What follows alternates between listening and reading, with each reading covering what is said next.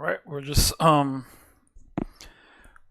waiting if we get the other streams up and running. I'm wondering if I have audio.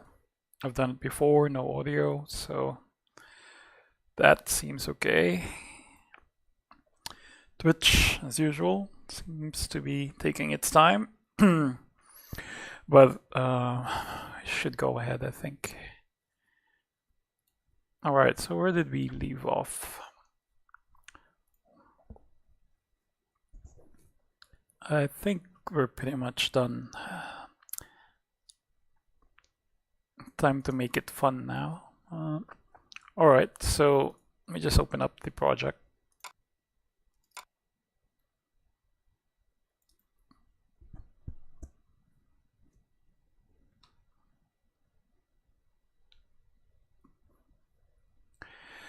I think we'll start making the targets fall. So we've already generated the random locations, and then we're just gonna want this to be maybe have the offsets a little bit bigger than this. So maybe 500, 5 times the current size. We'll keep the Z as is, and then 500, then 500 here, 500 there. It's fine. Put it somewhere here where we can see it. Kind of want to make it look interesting soon. We'll keep that in there for debug purposes. So let's just give this a go for 1 sec. Okay, so the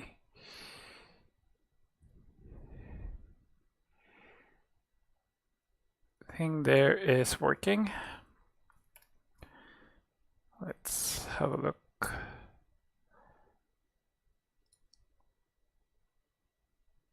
At the code,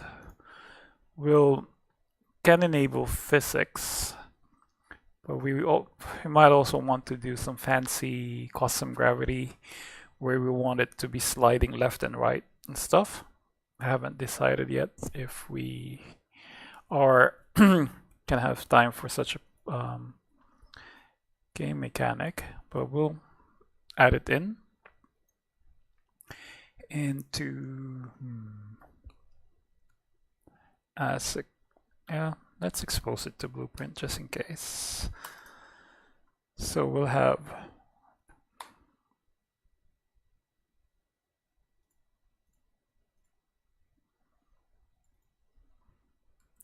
gravity velocity, and then we'll set it to Z at 1, right?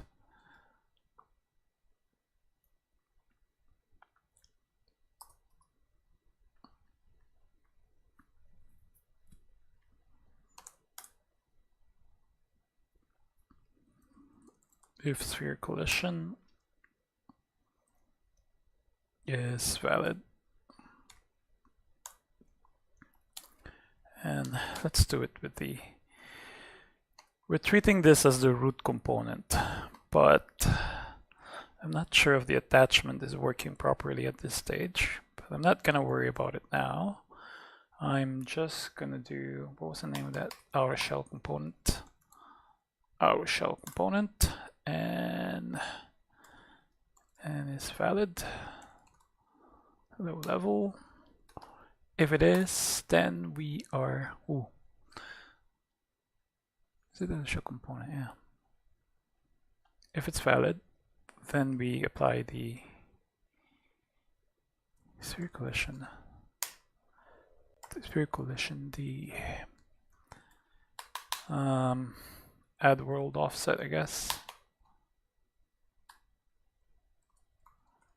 Add world offset gravity velocity, and that's it. And let's do, theoretically it should just work. Alright, let's have a look.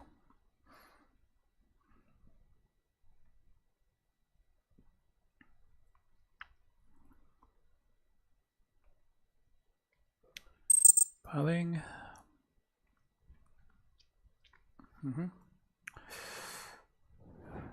Well, we can't see it, that's why, but let's see if the sphere collision is actually lowering the thing. Yeah, but it's not dragging the mesh component with it for some reason. So that's quite a bug from our end, but we would have to move on for now, and it's something that needs to be done in polish. If this was a real project, then we would actually try to fix that first. And I'm guessing it's because I'm not. When I created the target, this was created from the editor, but this is based on a scene component or a public A. So it's a base A actor. Okay. So we probably need to set up a root component, which we could still do, and then attach all of our components here. Afterwards, we could even put it on the constructor. So that's it will take a little bit of time to rejig that, so we'll keep it as it is for now.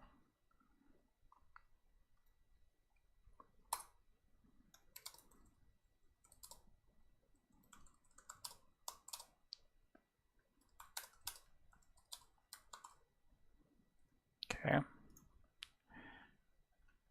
so that we noted it. Outer shell component, add world offset. That should be fine.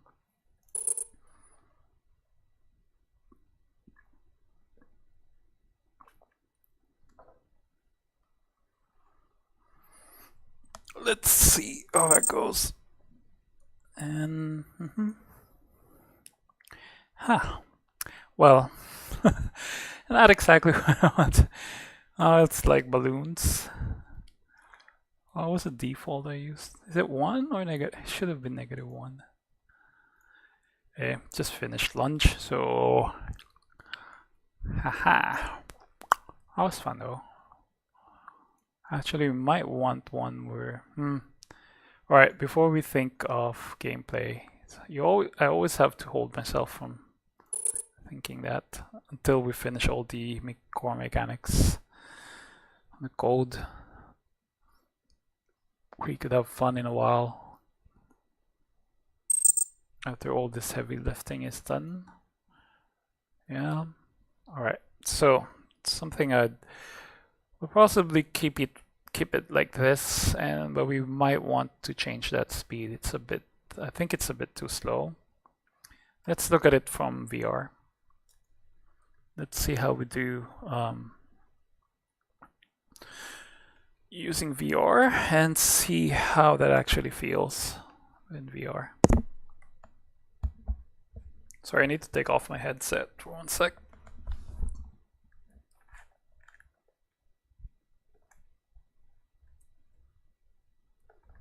Okay.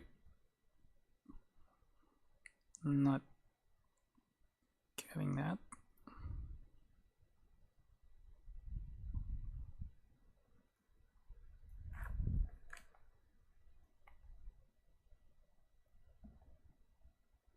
I'm still in my Oculus. Some reason. Let's close it and restart.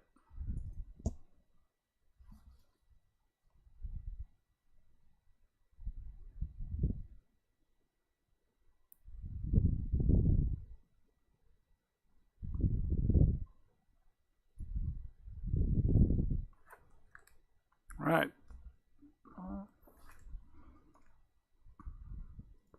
Why is my Oculus overriding Unreal? Okay.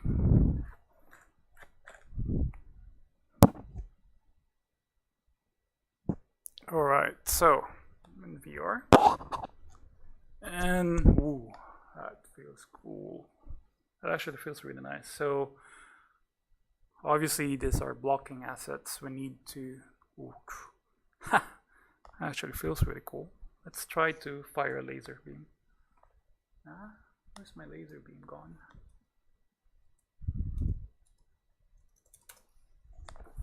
So one shot laser beam at the moment.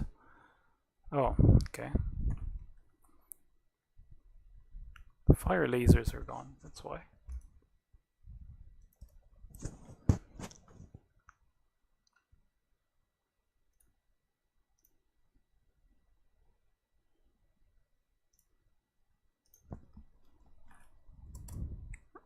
Cool. That looks awesome. Alright, so we've got most of the gameplay stuff done.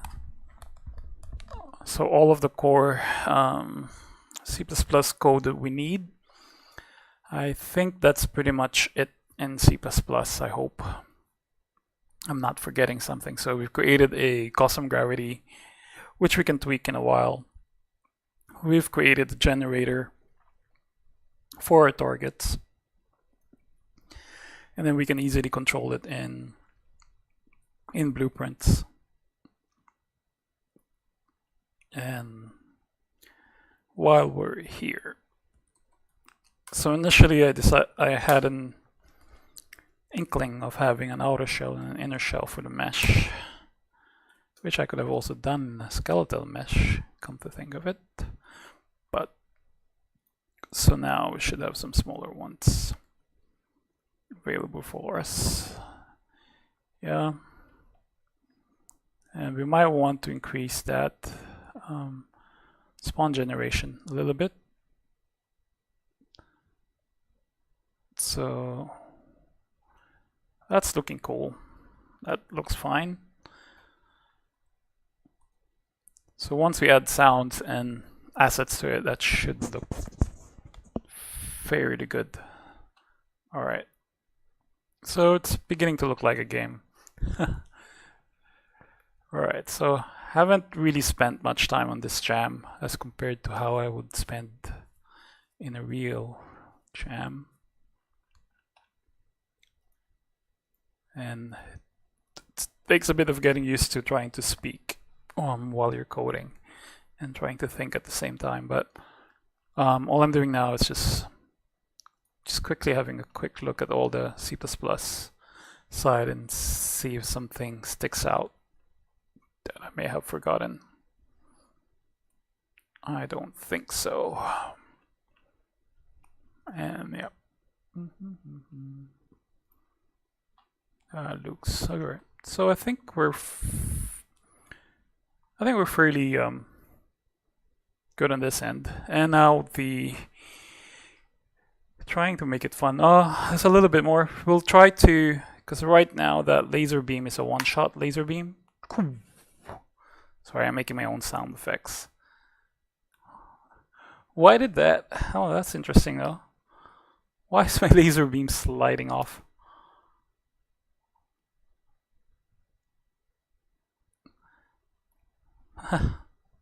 That's new. I wasn't there before. Have a look from inside the headset.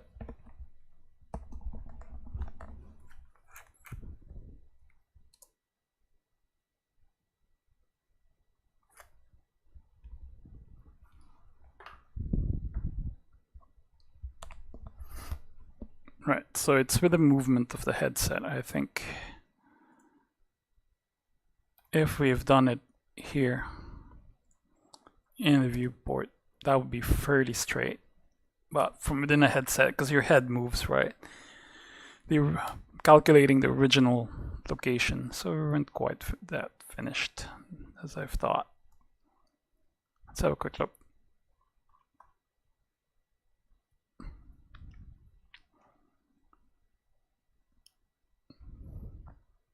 Actually, that is correct. It just looks funny because it is a little bit too slow. Come to think of it, that laser beam is correct. Mathematically, it's correct. So we need to Just make it a little bit faster. Let's have a look at that laser again. So the shrink factor is 4. Let's double that to 8. Let's see how it goes. Ooh, that looks awesome.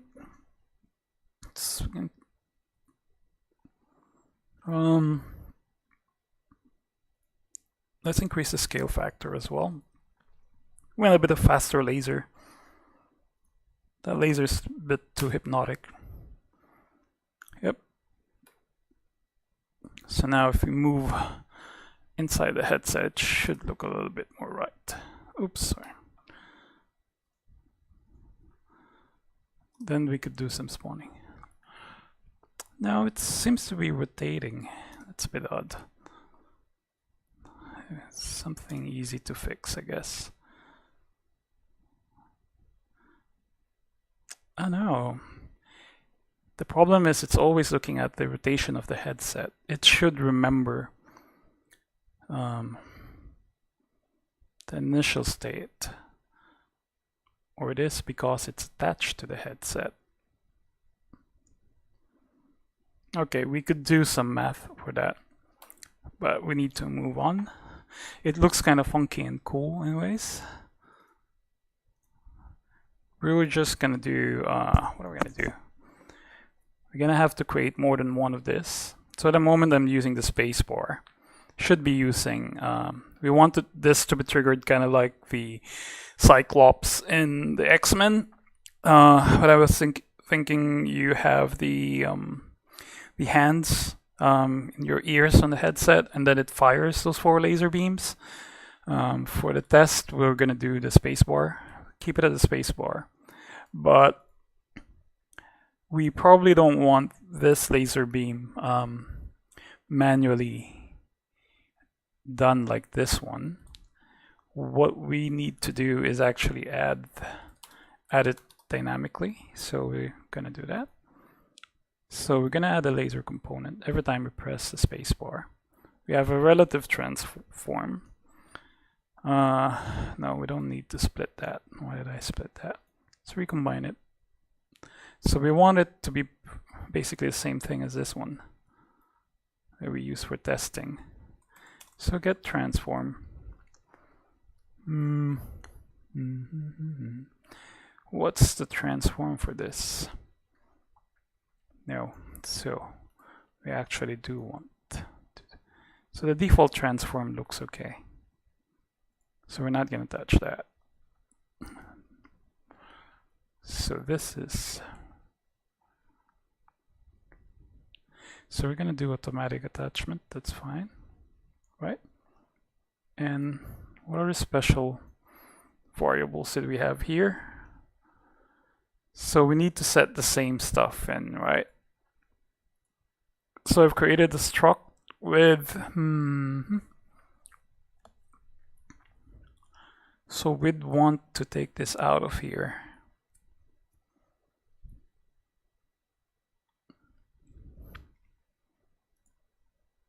Yeah, we'd want to set that up properly.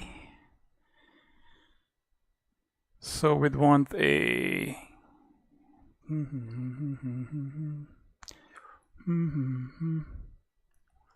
how do we set that up? We set that up. The thing is, I was thinking initially that I would use different lasers. So we can still do it that way. So let's create new variables here. We need a static mesh.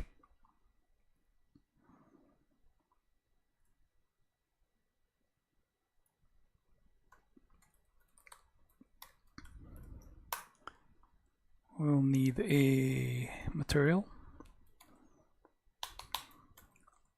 laser mat. Keep that visible in case we need it. So we'll use a material interface.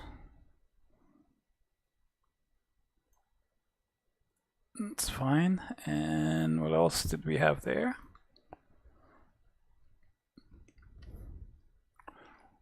Basically created 4 laser beams, and we have a transform offset. Okay.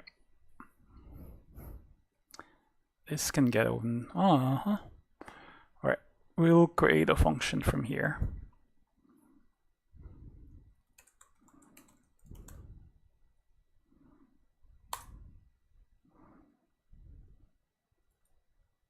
So we'll generate a laser.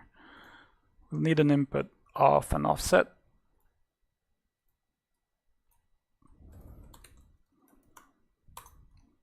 And yeah, might as well. Yeah, we'll keep it. Let's make it really quick. All right, so we'll need the generate laser. Need a beam offset. We'll do this inside the generate laser, but we'll have a generic laser mesh and laser beam. But the offsets, of course, have to be done that way.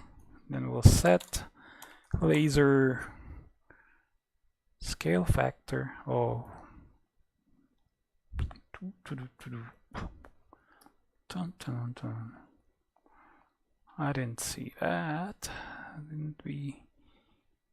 Yeah, we have the scale, the shrink, and the range. Scale factor, shrink factor, and then the range, which we'd also want to be similar. So scale, range, and shrink, we will keep here. Range, maybe we say laser range. And what was the laser range again? It's a float. So keep that as a float here.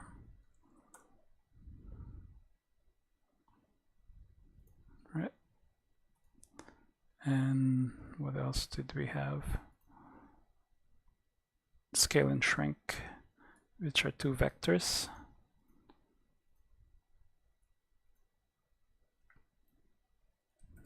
Scale, laser shrink.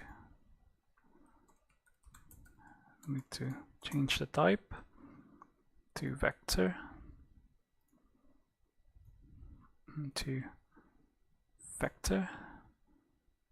It's not that I need it to be visible or anything else.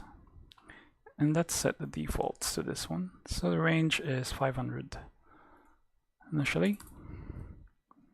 Scale is, the scaling factor is 8,000. So 8, that one, it's fine. And 8 as a shrink factor as well. And yep, so now we could just do this and do this. So that's our scale factor there. Keep it there.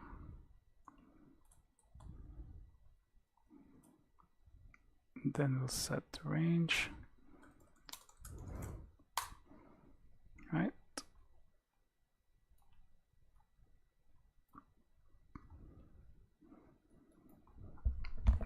All right, so all we're doing is we just want to dynamically generate this one.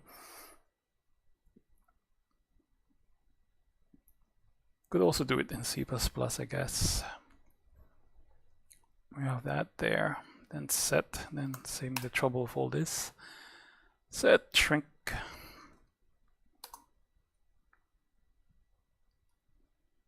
Factor. There. There. And there. Right, so kind of messy. Let's clean it up a bit.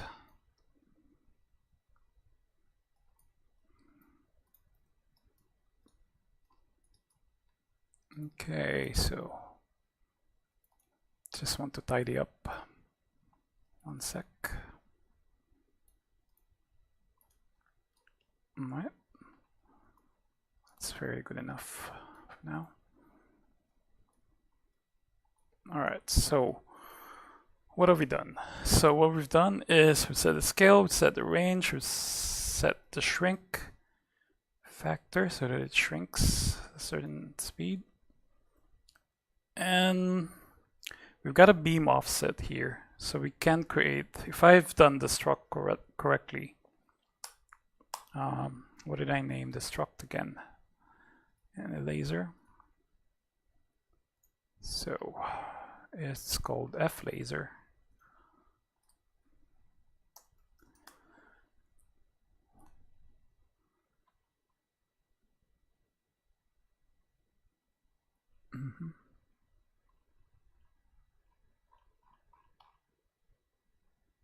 Make laser, yep. So yeah, so if you create the struct property in here and set it as a blueprint type, and then set the properties like this, then you should be able to do proper custom struct in blueprint and modify it like this. So yeah, since we took that extra time in the C++ side to do this, this makes it easier. And then we set the laser mesh to the laser mesh, right? And then the laser mat in there, and then the transform offset. What was I using the transform offset for? Let's have a look. Transform offset, we were really using it just for the location. We're not using it for the scale, although we can modify that, but let's just split that. And basically we want just a beam offset there, right? And that's us making this one. Next is we'd want to create, set that one, set laser, right? Oops, what did we name it?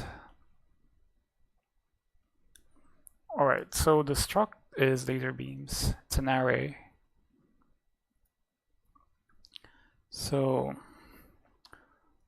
we'll need to make array. And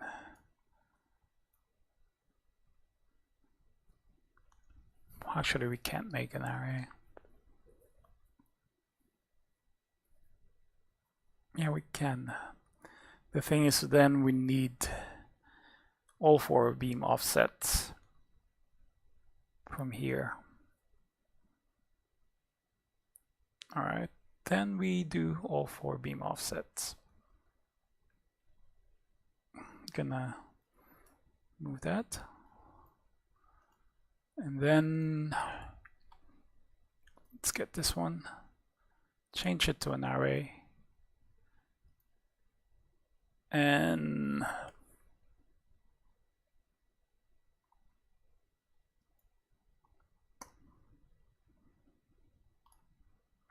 we know that there's always going to be 4 of them,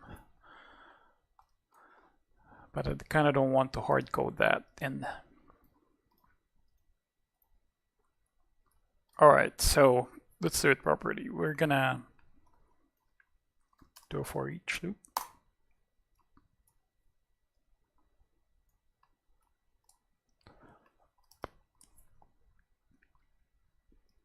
And once completed, we do that.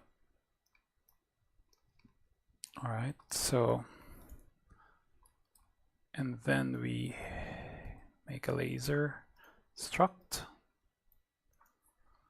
with the offset location. That's that one. Let's kind of move this up here so they don't cross too much. And then we're gonna have to generate an array, an empty array, basically. So,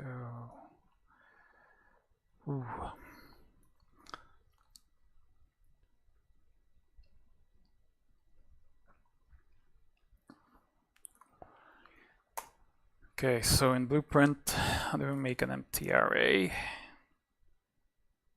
Laser array, let's see.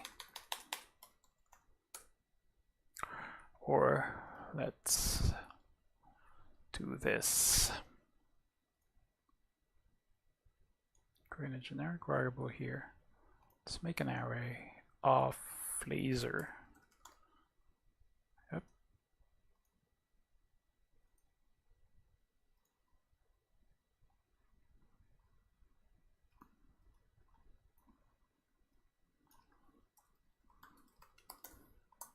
So we have laser beams. And now we kind of add to this. So could actually put some default values there as well. Make it easy for us. But we'll keep this code. Then we add that laser struct into the laser beams array for every definition in the loop body, like that one. All right, so fairly straightforward blueprint so far. And let's just clean it up a bit. So let's not make comments now. All right, make a laser, get the offset, add it to the laser beams, do that, and once it's completed, add the laser component, and then we set laser.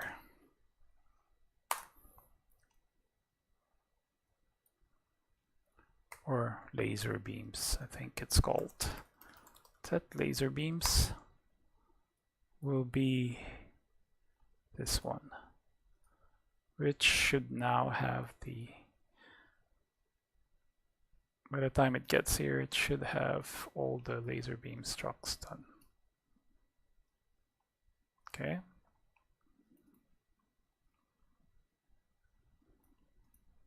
Yep, so now we have a laser beam.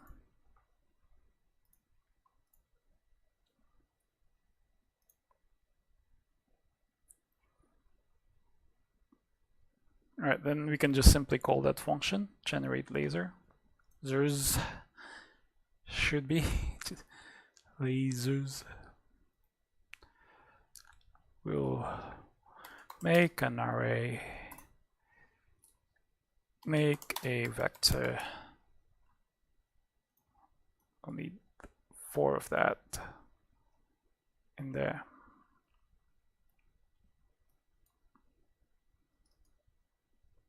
Oops.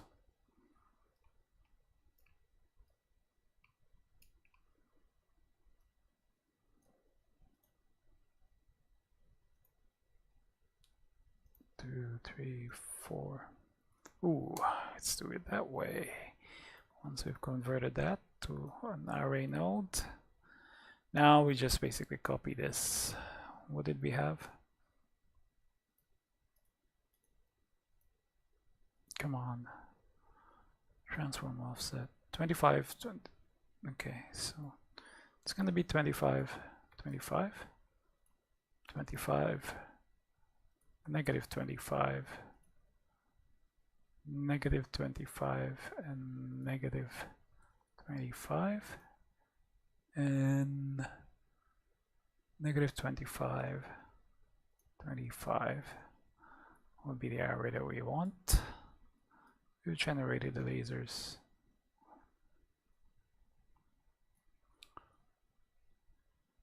This one we don't need there. Oops, come on. And then we're gonna fire the laser, which we can actually do in the generate laser thing. Let's fire lasers, and then we fire them.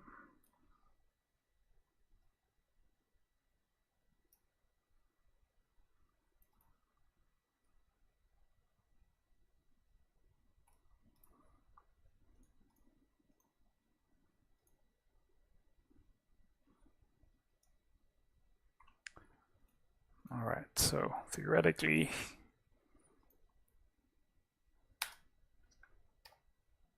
let's look at it from here. Ooh, I kind of shut down one of those targets, but I didn't see anything.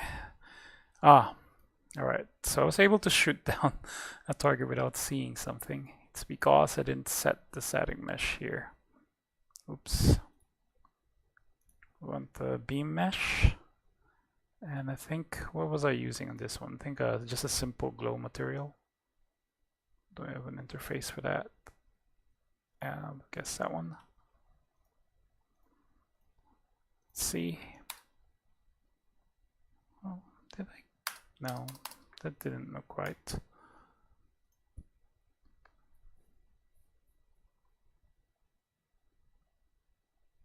Okay. Then generate laser. We basically set up first a beam offset.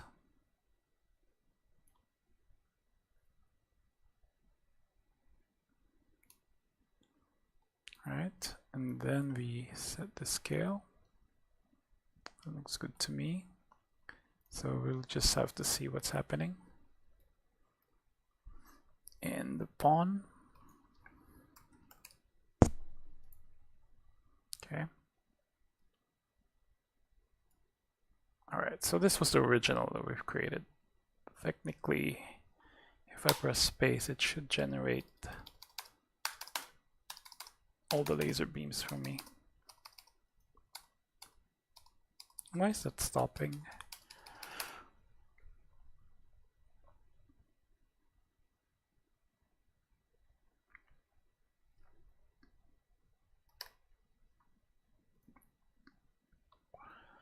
I think some of our values are wrong. Scale 8, 8.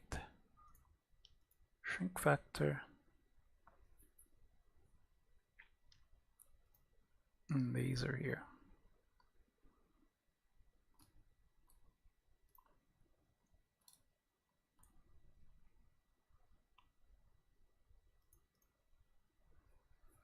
Let's see. Let's do a debug. See. Something I'm missing. Yep, so you are getting there. It is getting. Let's not fire the lasers. If we don't fire the lasers, we don't get a. It's a problem there. I need a mesh. I need a mat. Let's try it from here. Okay. We'll need to get to see what we're putting in there, like really quickly. That looks okay. So we're setting up the correct stuff. So we're setting up 4 beams. And then once it's completed, I think the problem is here, where we're not somehow, I don't know where this component has gone. Fire lasers. So that component may be spawning somewhere else. Well, makes sense. That component, we haven't attached it to anything. It's auto attaching to something in here, not on the camera, where we want it. So now we might need to attach it first to attach. It says on that first, we'll want to attach it to the camera.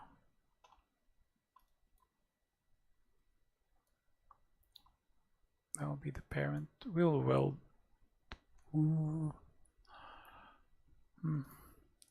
Probably not. That's strange. All right, so it's one of the things when you're using the like really fresh copy of the engine. So the non-released version. So that's a bug there, obviously, from the engine.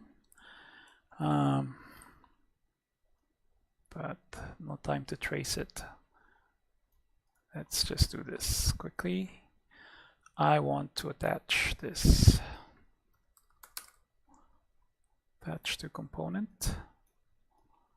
Right, and we'll set this one as a parent. Let's just save this before we lose it. Okay, so that goes first, and then everything else afterwards. Should have. Well, this one we can't use a sequence for.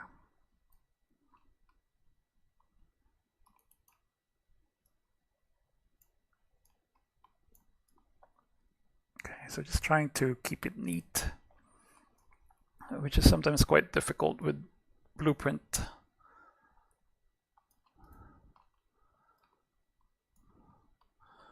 All right, so I should have stuck with C++ for this as well. Too late now. All right. Huh?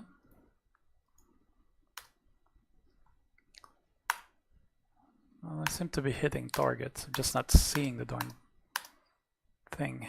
So let's see if I eject from the pawn, and we'll see what's happening.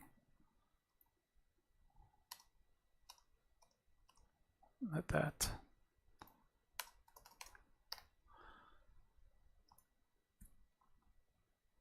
It's attached to the camera, so it should have just worked. All right, so we need to troubleshoot a little bit. From the viewport, we'll do a simulate and see what's going on. We'd probably want this here at begin play, so we can start simulating. There you go. No idea if that's correct. No, it should have fired the laser beam somewhere. Let's try it again. Yeah, it seems to be doing nothing.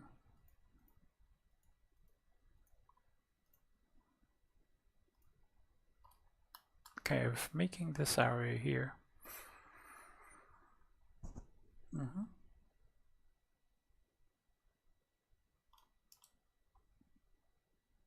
then goes to here. We're creating a laser component. Shouldn't we be seeing that here? Sure.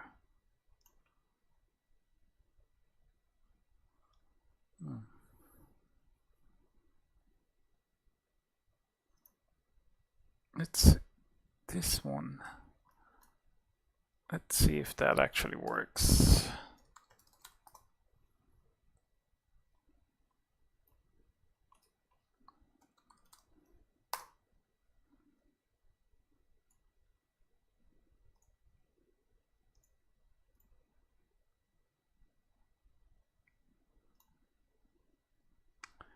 Yeah.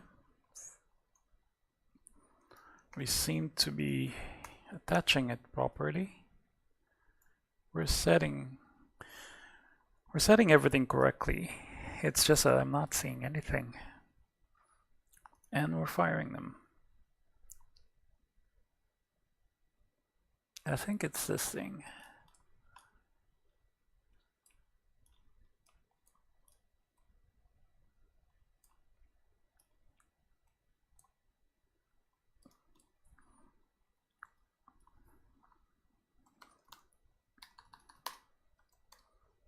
So we'll do a length and see how big that is.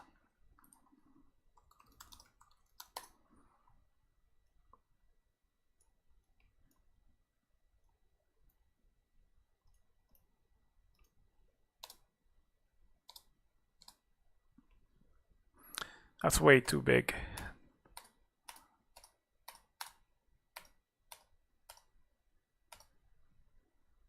Yeah, because we're not clearing it. Although that doesn't seem to be the right issue. So every time we do this, we need to clear it first.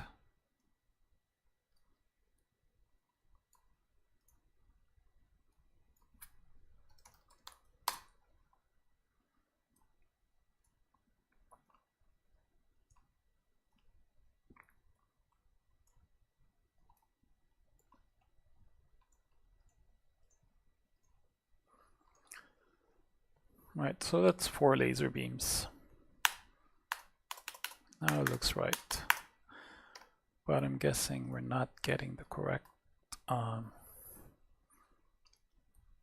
So we have 4 laser beams. Well, what are in those 4 laser beams?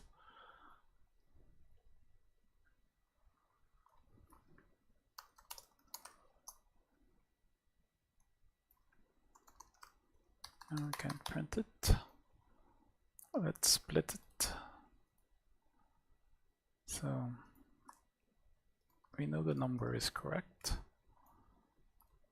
And I want to see if we're getting the material here.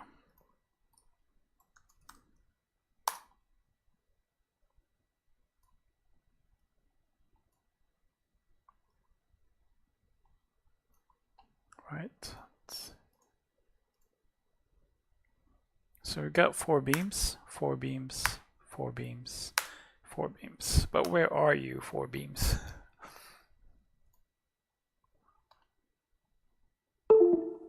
Let's see.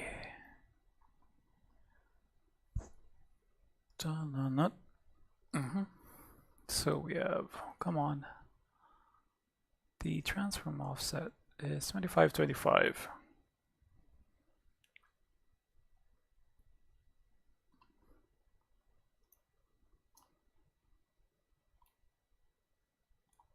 Which we're setting in here.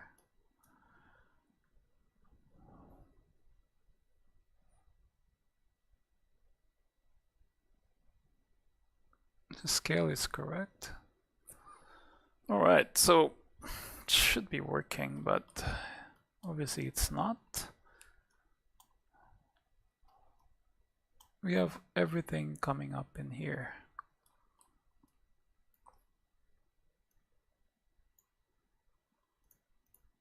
Let's try it again. Here. Not quite sure. Let's see if we can see something in the headset. 1 second.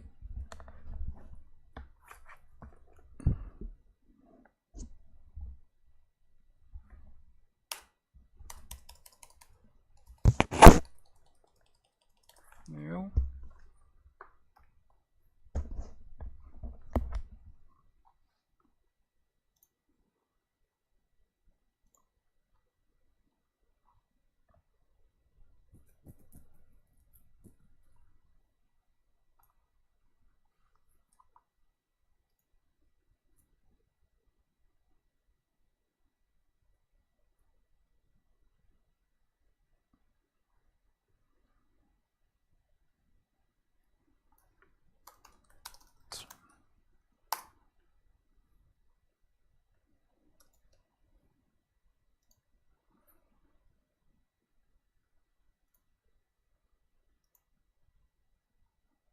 That's what we wanted to happen.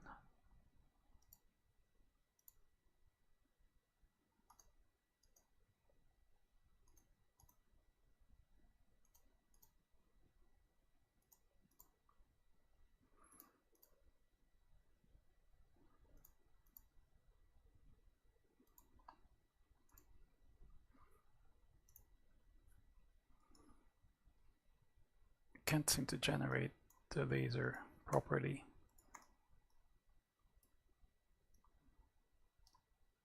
In Blueprint. We might need to do it in C++, but let's see, what did we do wrong? It's gotta be something with this thing.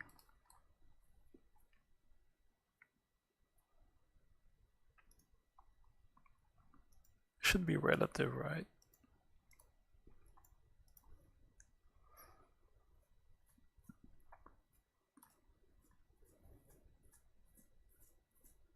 Attach it to the camera. And we do get a boolean that says if attachment is successful. Okay. So now we know it's getting attached.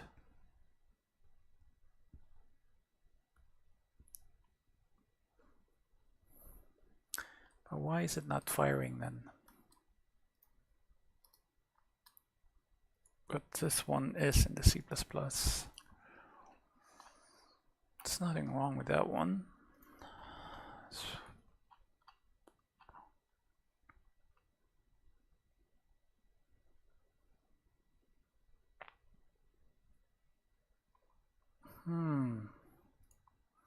Of course. Problem is we're generating we need to generate the array. We can't do this like this because then we'll always be clearing it out. But it should have worked at least once.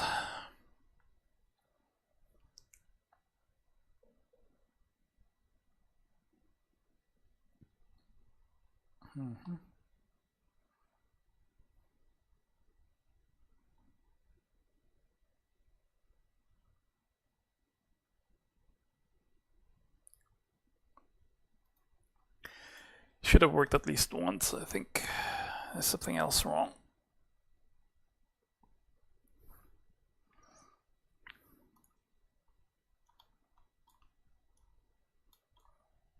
What could have happened to you?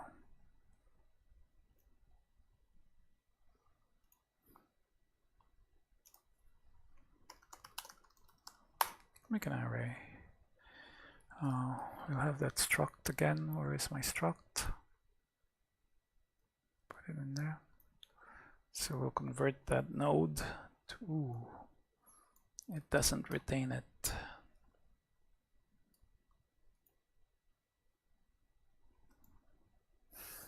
Makes it generic.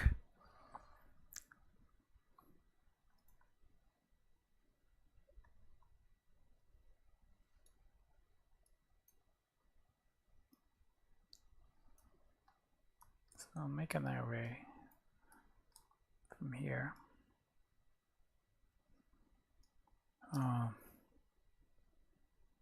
Do a local variable.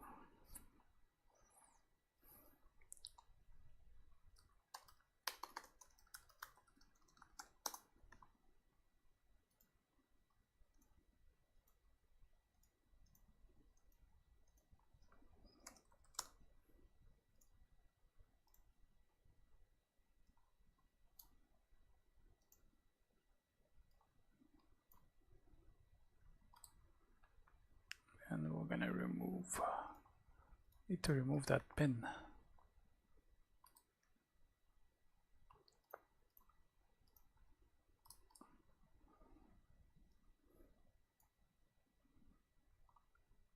Okay, so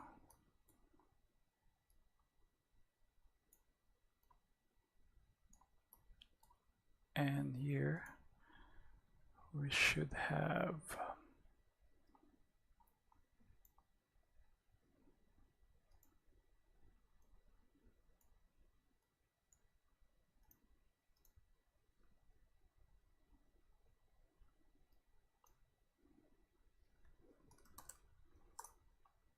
okay.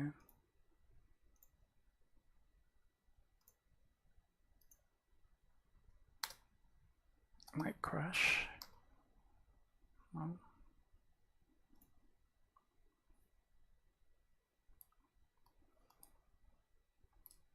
Alright, I'm not getting the correct values here.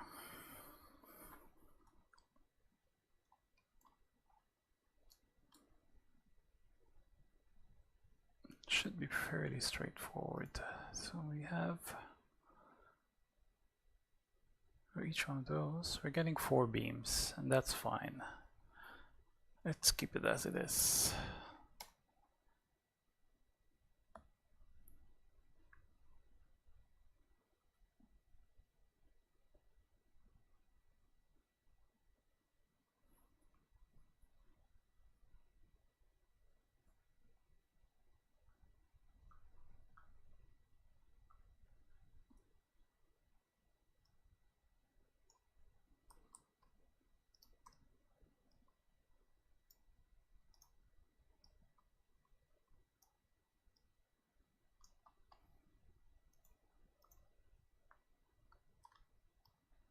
We're attaching it to the component. We're welding it.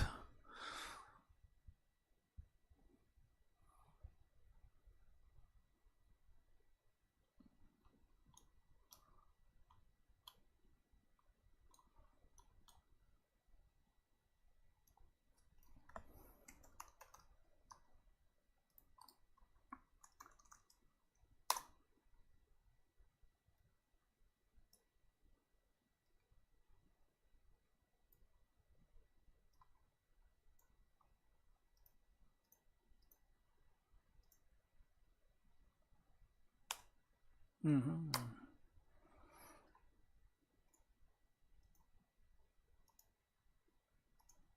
Come on, what happened? Did we crash? Okay. Took a while.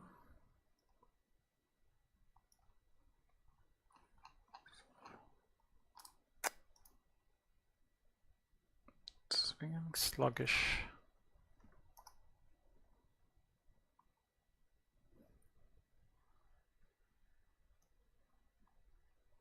Node add laser component dash 2.0.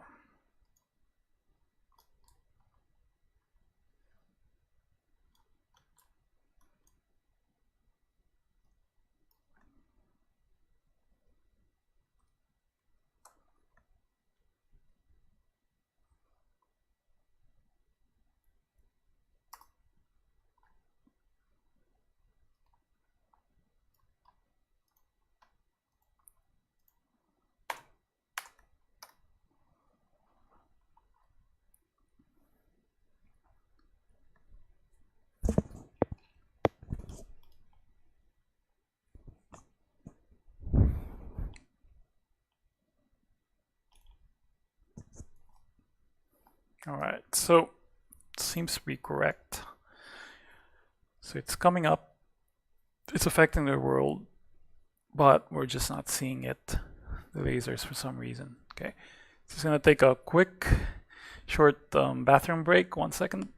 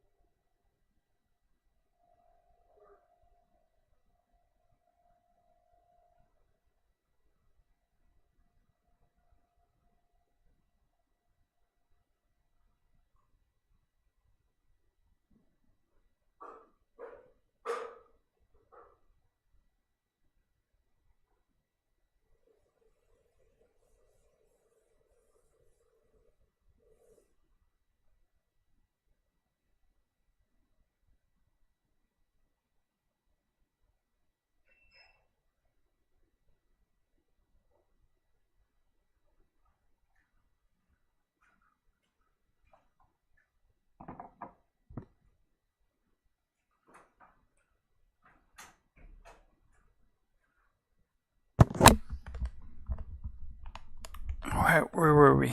Not really wine, but espresso until we can fix this one last issue. I hope. Let's see.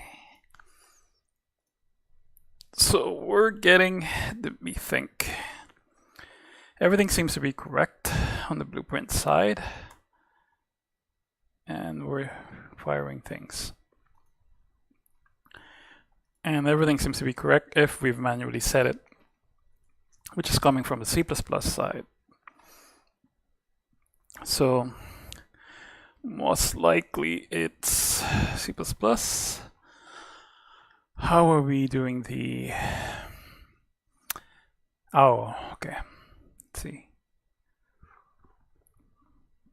Yeah, I guess that would explain it. So we're doing this at event begin play. So the begin play in Blueprint happens first before the C++ side. So then that means we've already spawned it by then. We've already created this. So we need to set an event begin play in the Blueprint side, or we could fix this issue the same way we fix the issue with the target, which is basically create a private function which is generate lasers. Okay, laser component.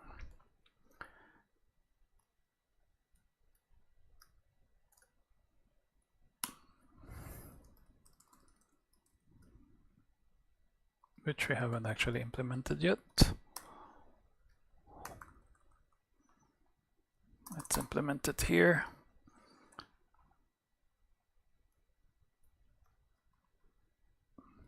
Like really quickly.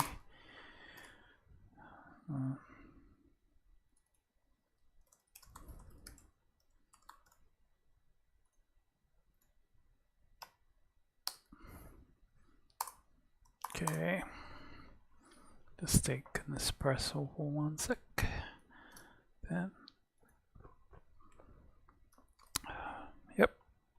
I think that's it.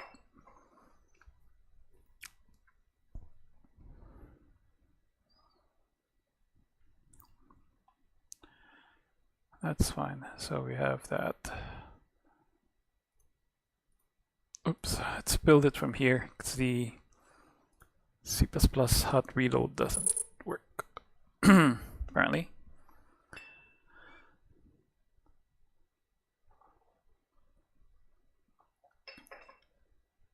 Let's see. Compile failed. So look, what have we done this time? Didn't listen to the error earlier because everything should have been defined from outside. Right. Oh. And Tyson. I misspelled it. Very likely. Yeah.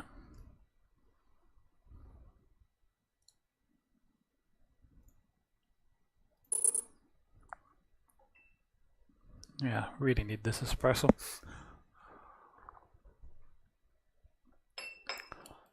Come on, we can get to the art part soon. We have to actually.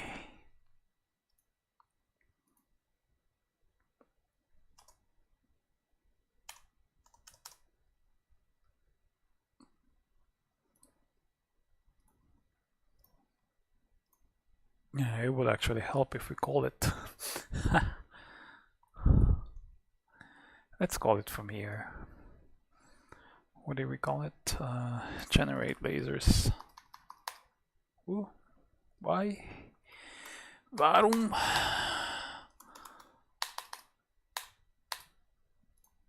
Okay, we need to restart this.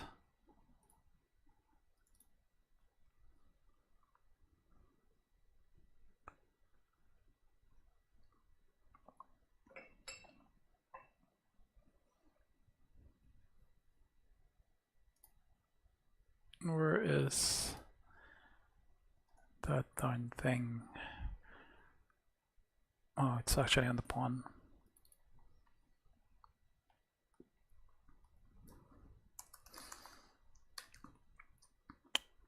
Oh,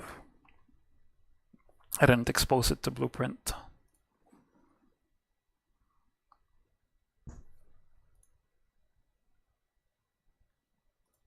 And I made it even private.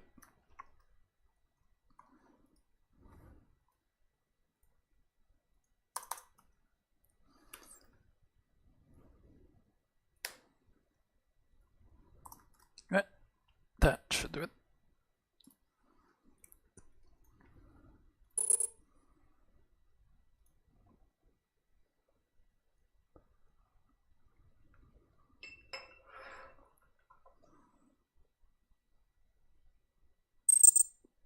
Okay. So, generate lasers. There you go. You beauty. Extend that. Do this. We'll clean it up later. Just want to see if it works.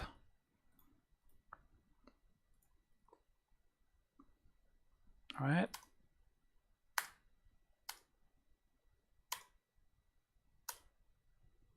That's kind of annoying me. What the hell is that? It's like being so the wind, and then we have a crash. So we can't let that be. All right. So we managed to get that working, and we now need to fix that crash.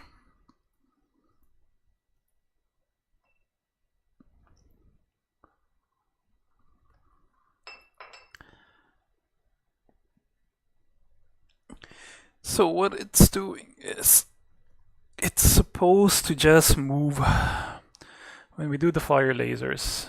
If I remember correctly, we were just getting target location. There you go.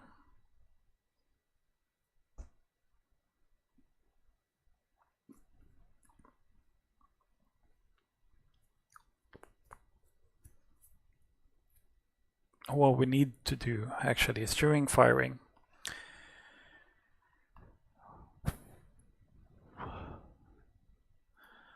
all right, so when we fire the laser, we should save that location. And that location is what we're going to be using to what? To do the shrinking part.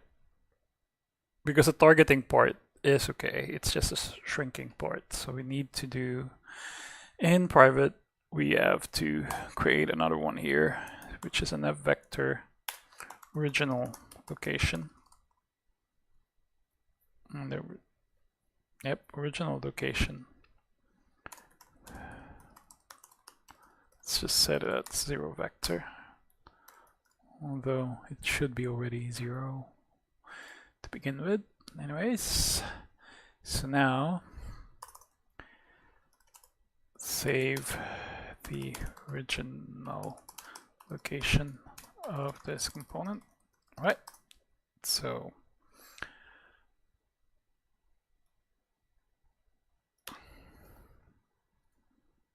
when we fire that laser,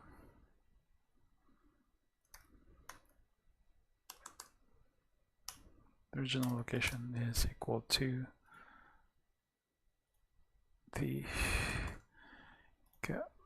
component location. So now when we're shrinking it, we need to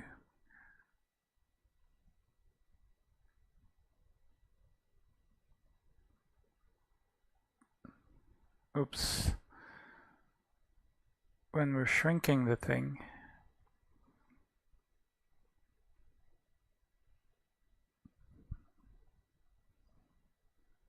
the target location, that's a line trace. Where are we setting the, that's the scale.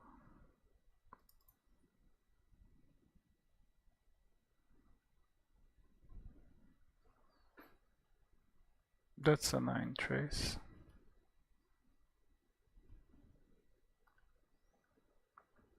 Seems fine.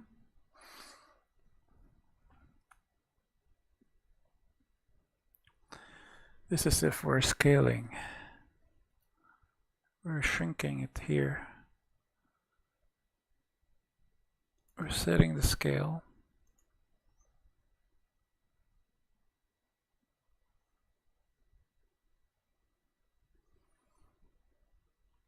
Just set world location. So we should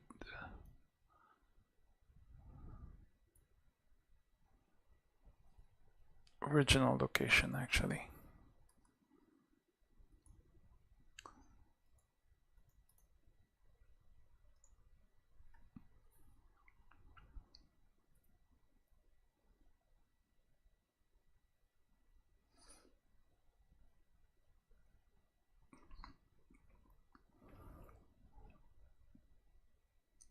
But then it will always be from the original location.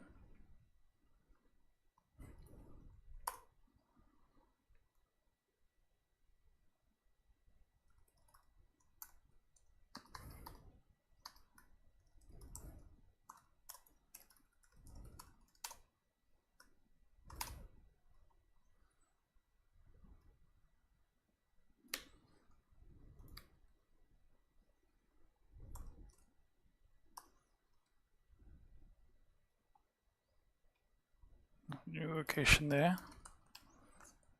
All right, and then we set the original. Actually, why don't we just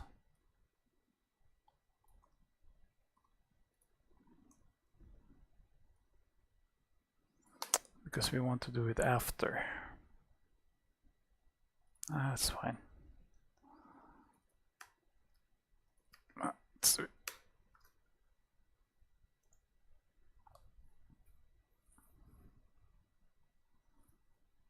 So the root would always be the original location when we started firing the lasers.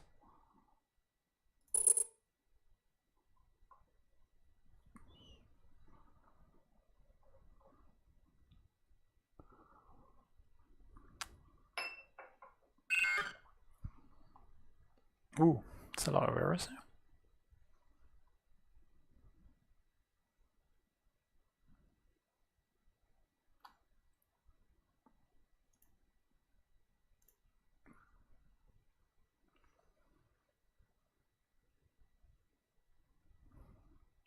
Let's do it from here. Let's close this. Let's see what the actual error is.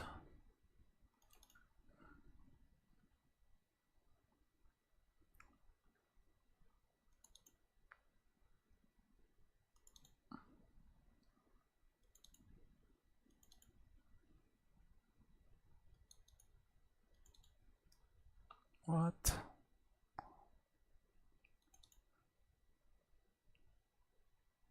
Okay, so forgot a semicolon there.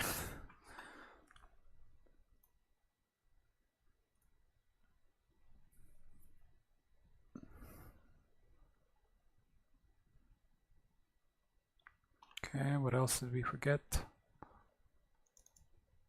Ooh, what is that?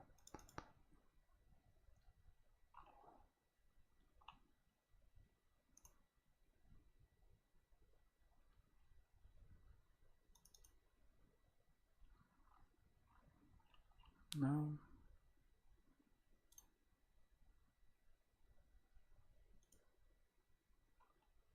Let's look at the first one. Does it make any sense?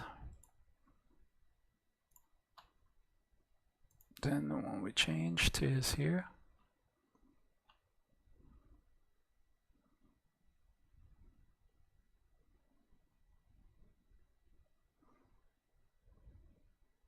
This is a vector, right? Yeah. I wonder if there's an operator plus equals for vectors. It should be. Should.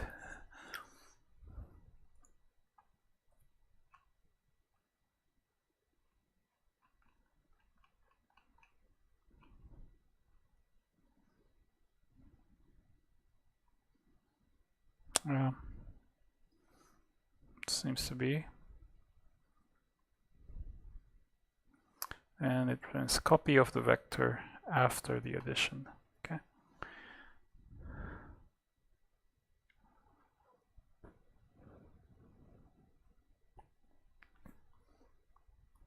Let's try something. Let's make sure that wasn't the issue. No. That's the only thing we've changed.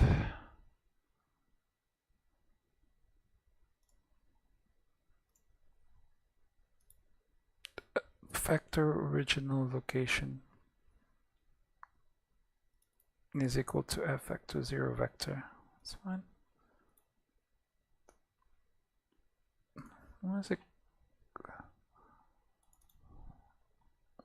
How is odd?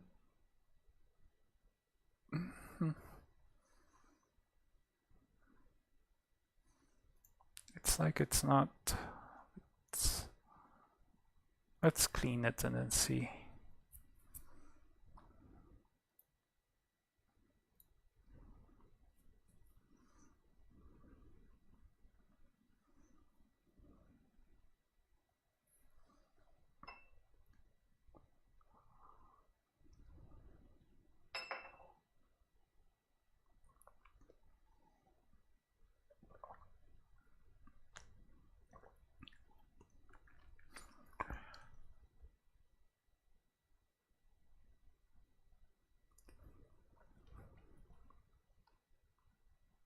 So the code looks right. Don't see anything wrong.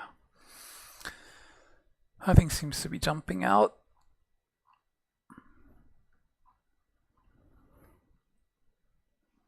Yeah, so everything was right. Just needed to clean because of that semicolon mistake. Yep, that looks good. So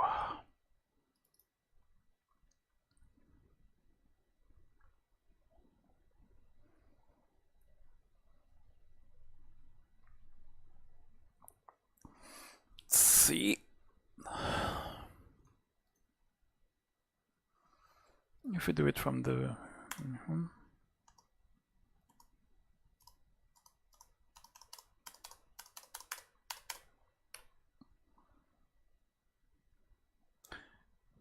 Did it crash earlier before us saving it? Yeah.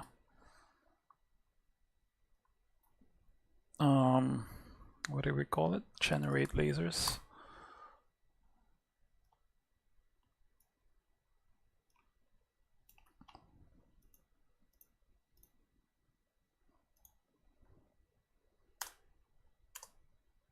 Haha, caught that one. Let's try to make it crash. Nope, it's not crashing. That's good. Let's try it from VR.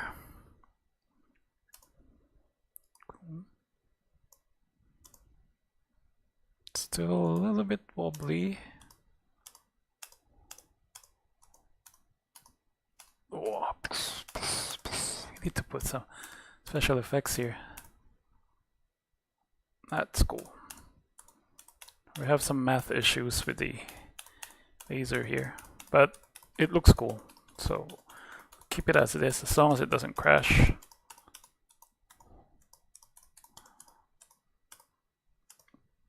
I think we need to keep the rotation as well.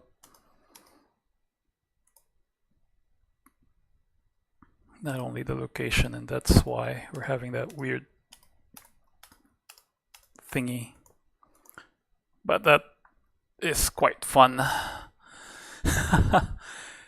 Alright, that was quite fun. Let's see. We can clean it up a little bit. Oh, it's fine.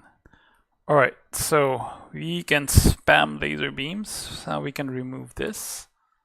Let's just quickly test that. We didn't break anything.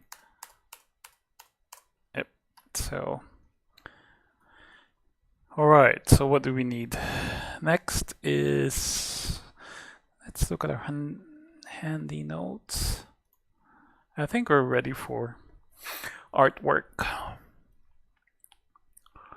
And then do the win and lose conditions after that. Where's my notes?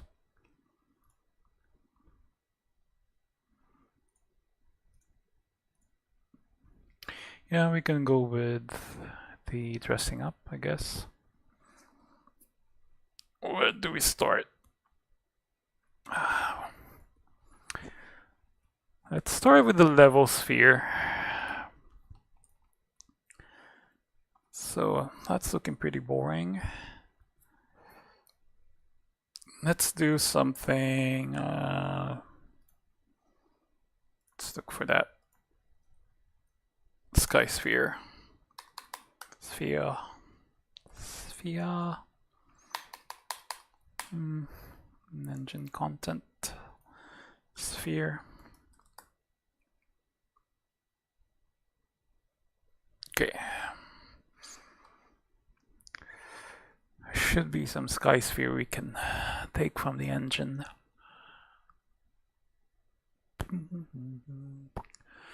I've taken one before, never remember. Let's look at the real one. So this is the one that comes with the engine, and I want to see what this mesh is. Alright, SM Sky Sphere. We'll copy that into our... Dang.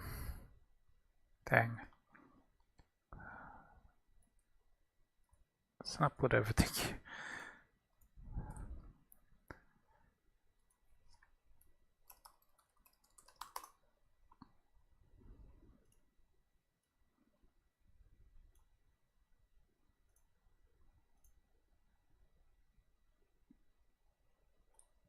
Picks up redirectors.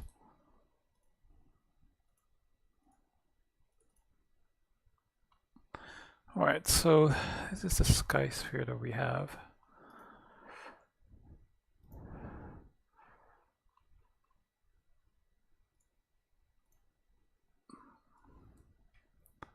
Have that there, right? Okay. We can start removing our sky sphere here. I'm gonna keep the lights, but we're gonna have to change the texture for this sky sphere. Alright. And try to make it a little bit interesting for us. I wonder how that looks like though, inside the headset. Gray. 1 second. Pretty gloomy. Feels like Oslo and Merlin combined. Alright. So let's make that interesting. I'm gonna need a texture. Problem is, for this game jam, we will need to use as much as possible open source tools. I usually use Photoshop. Let's see if we can get a... usually NASA has some nice...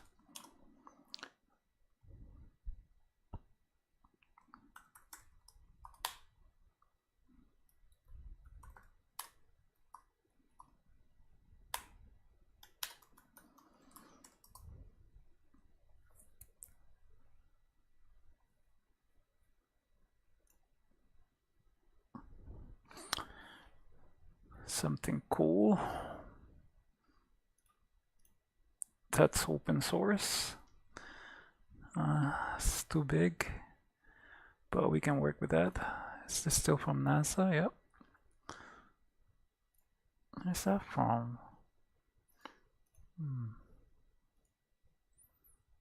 This from NASA? From ESA? Yeah, I think that should be open source. Isn't it? What's the size? 4,000? So let's have a look. Free search. Does that mean it's free as well? Copyright what? European Space Agency. Yeah. What does this mean? A Fuji. Is that the person? Not sure if we're allowed to use it.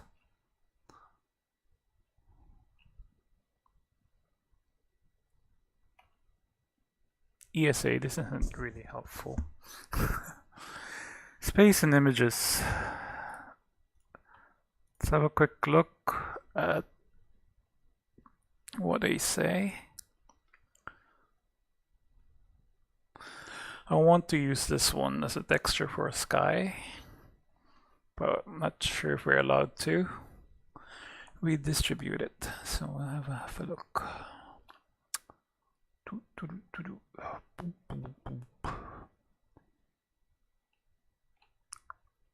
don't know what that means. It's annoying. One sec.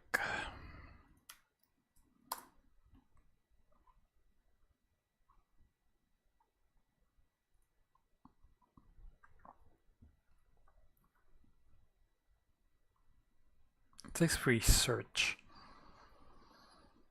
There we go. Terms and conditions, copyright.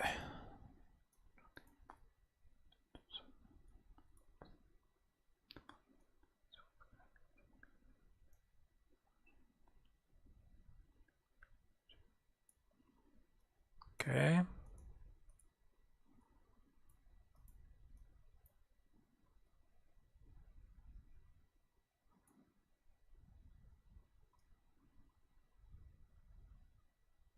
Some of the images have come from other sources, and this is indicated in the copyright notice.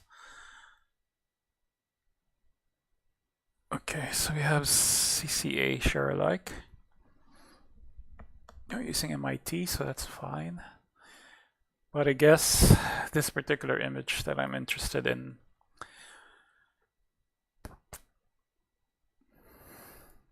is that a person? Or is that a Astronomy Lab Fuji? What is that?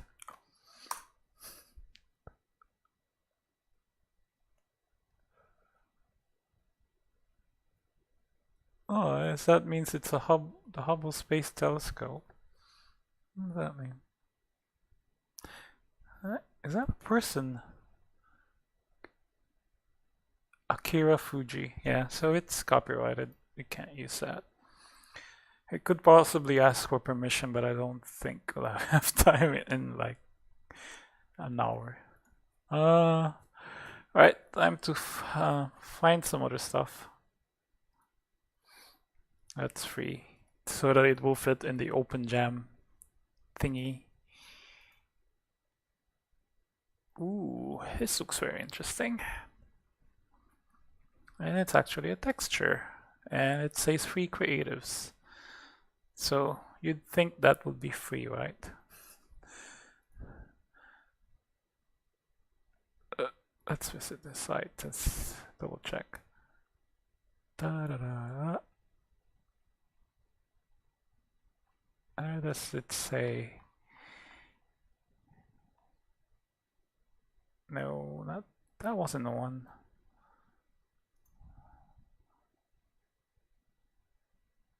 And we have this one. I'm just not sure what the copyright is.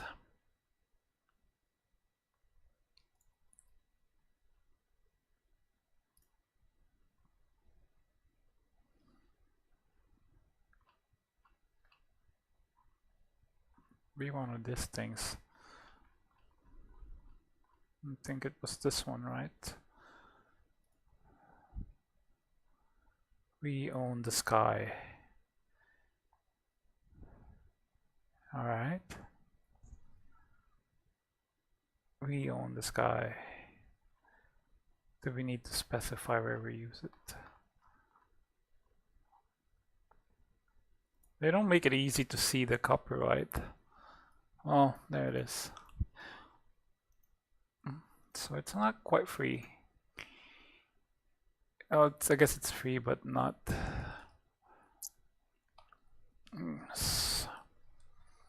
We should have stuck with NASA. Okay, so I'm pretty sure NASA. Oh, that's pretty boring. Let's visit the site. It's NASA usually provides free stuff. Well, maybe we could just have a search from here.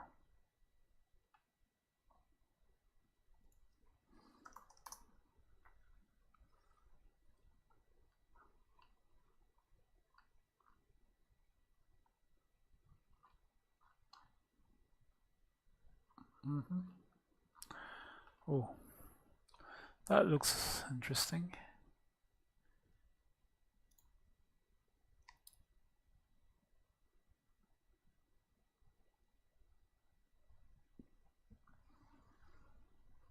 What's the...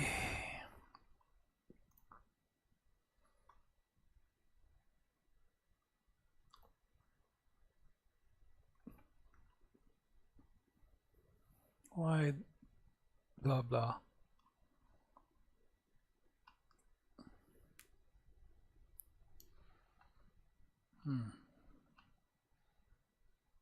Does that mean? Sheesh, just give me the copyright.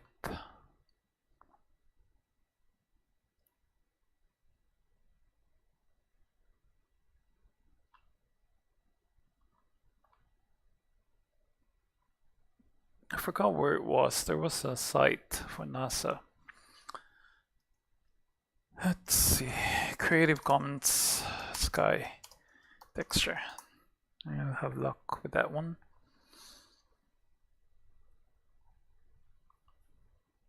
This is free. It can look boring.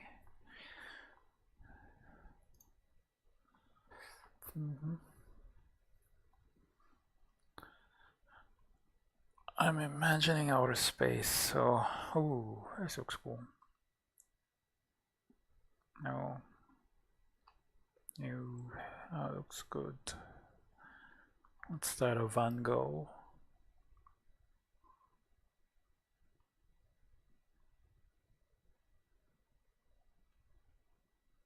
Okay, I can do this forever. I need to quickly find something.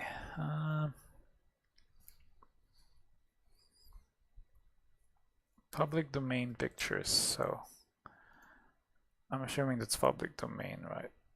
Because with this one I could have just used the current sky texture and then modified the stars, so be nice with something more interesting than that.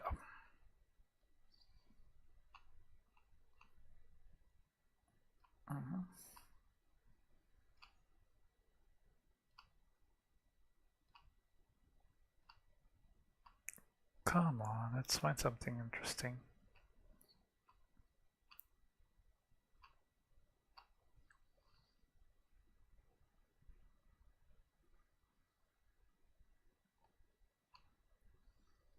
This is very interesting.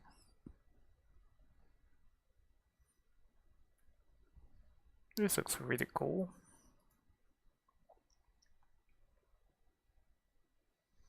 If it's free.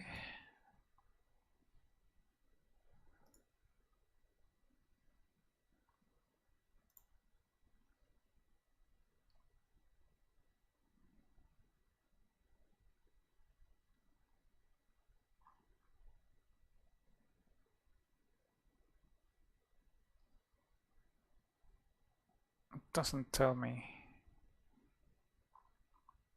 Has every other information except the copyright. Let's go to Flickr.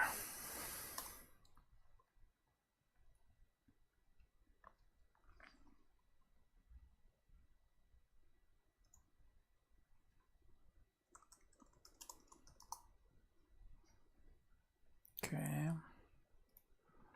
Here we should be able to.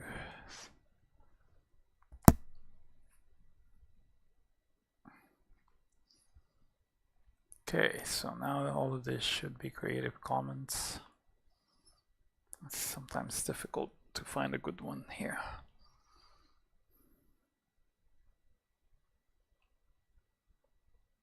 This looks really cool. May not work with a sky sphere. That might work.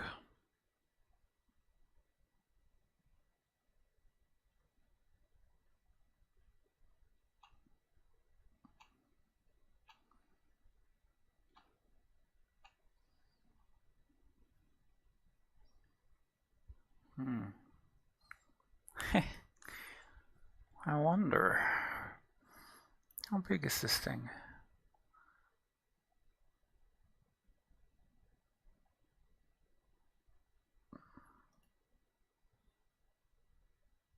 Okay, attribution, that's fine. I wonder how big is it?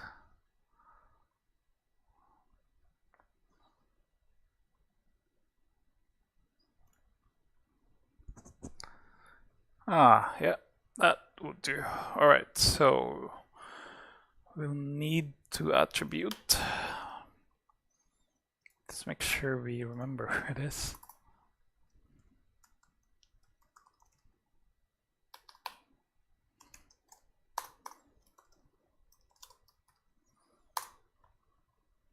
Okay. Save that. Then download this.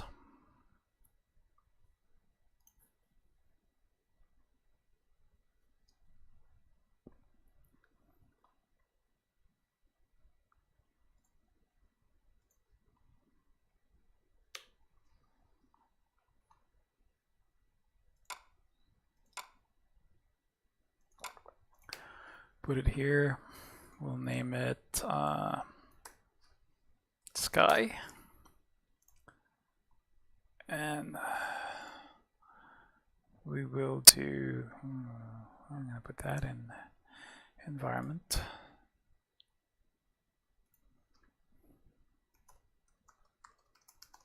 Although this is the texture, well, we might need to create a material out of it.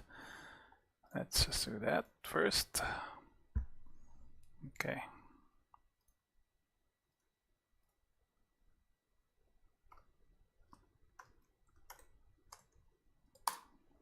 So name it properly. So where is our sky sphere? What material is this?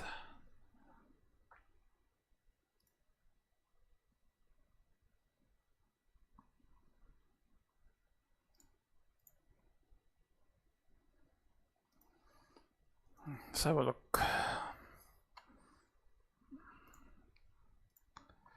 So I guess we'll just, that seemed to have worked. We're just gonna create a simple material out of this.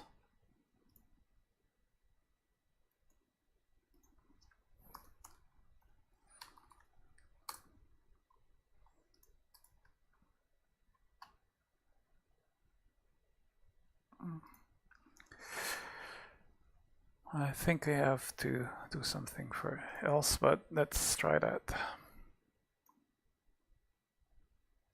Put that in there. That's looking okay. Let's try it.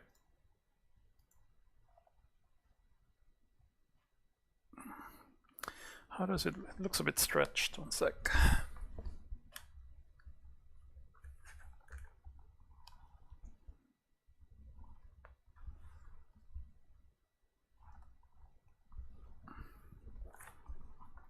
Okay, it looks really stretched.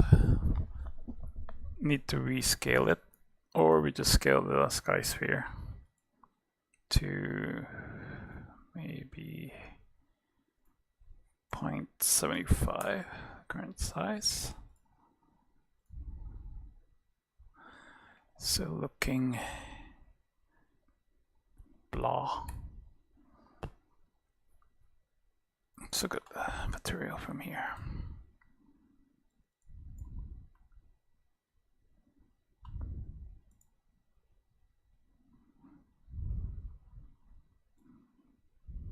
Where did that go? There. Okay. Not exactly.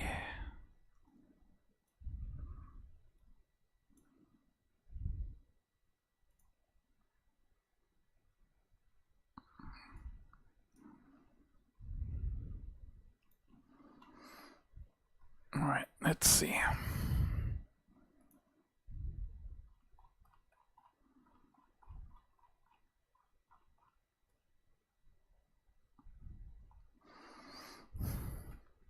May need to do what to do in Photoshop. I don't have time to learn GIMP.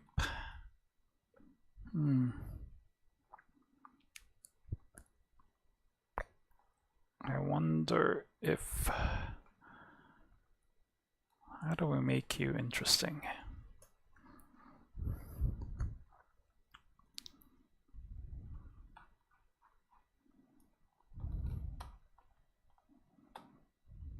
Let's just go inside a little bit and see how it looks. Okay.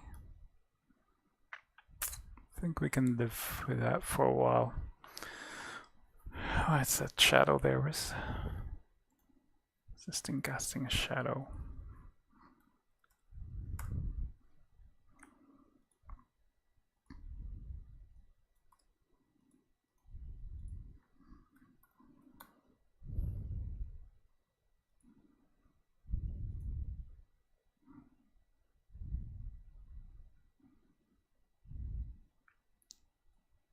And this should be static, right? Should have just built the lighting, but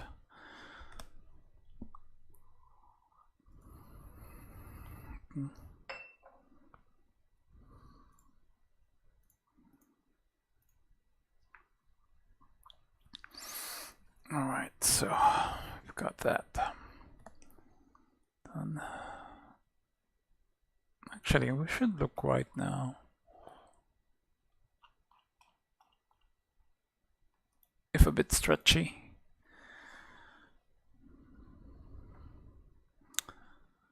Yeah, I can do that. Let's find other textures.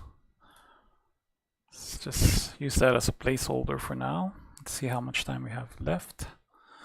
All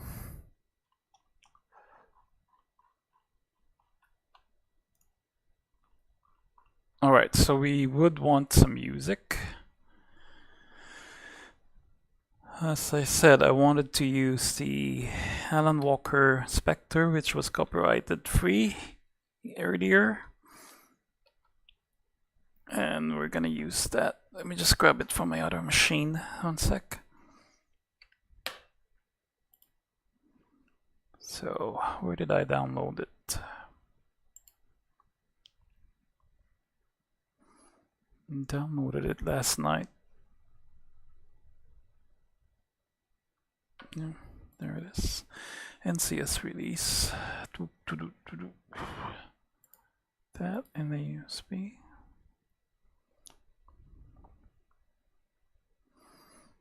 And hopefully that's on the right format.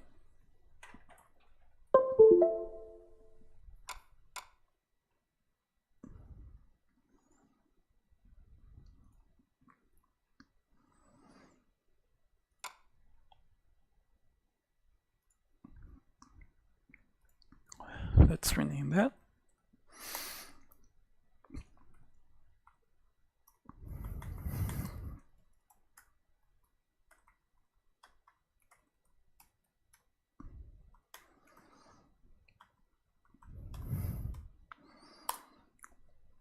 Let's see what format it is.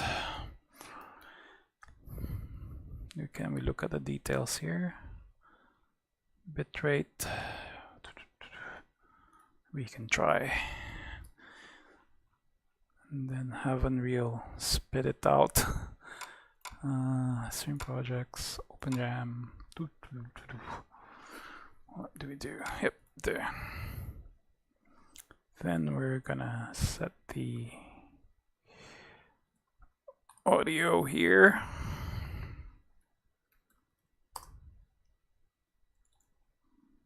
Okay. Let's see.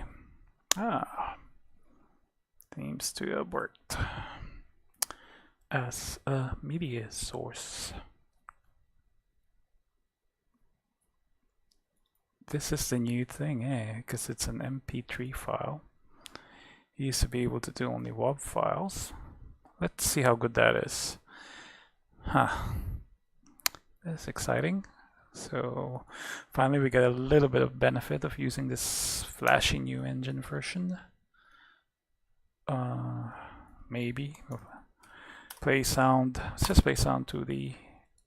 You'll probably make it an ambient sound, but it's just I just want to hear it.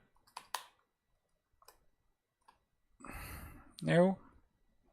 Well, how do you use it then? It's a file media source.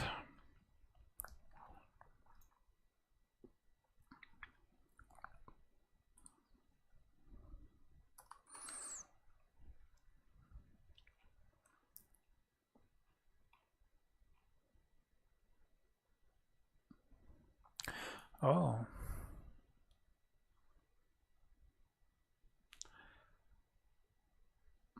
That's new. What does that do?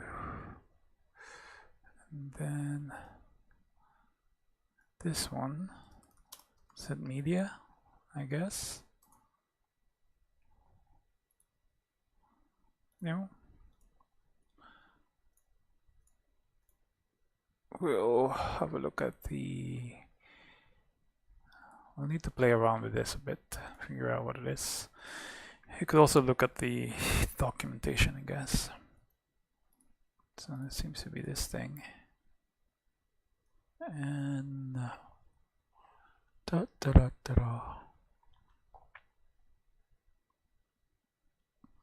so you will need a media player.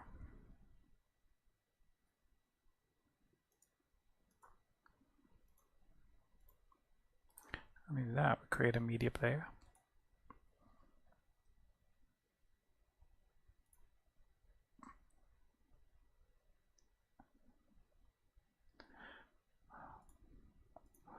Okay, so this might be setting it up as a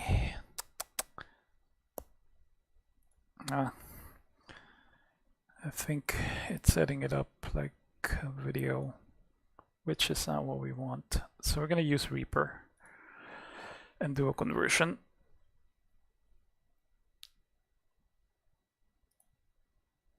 Okay.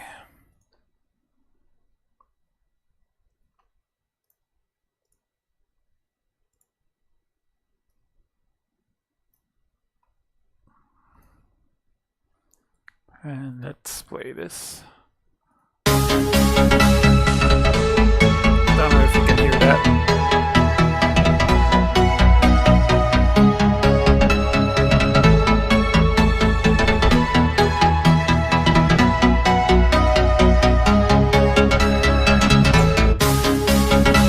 All right. Be able to render that to a 16. What was it again? What sample rate are we allowed to? Maximum, I think that is it. But we need a only 16-bit and a Walker Spectre. Right, but we'll need to do it to somewhere, not there, not there. Where do we want it? Where do we want you? Quick access. We want it at E. We want it at Stream Projects. OpenJam 2017 raw.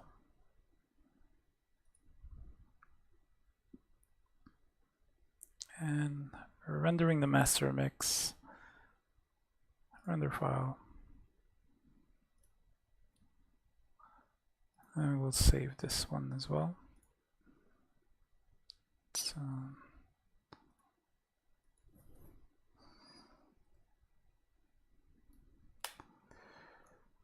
Walker, let's call it Walker. And then we'll have there the audio. We'll import the Spectre song.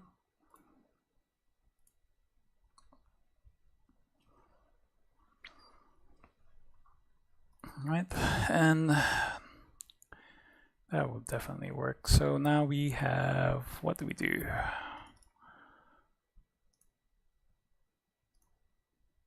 Let's put an ambient, and that will be our ambient sound. Right?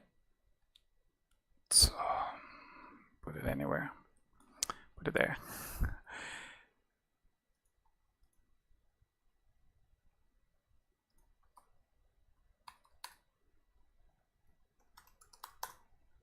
We have the ambient, Silent Walker.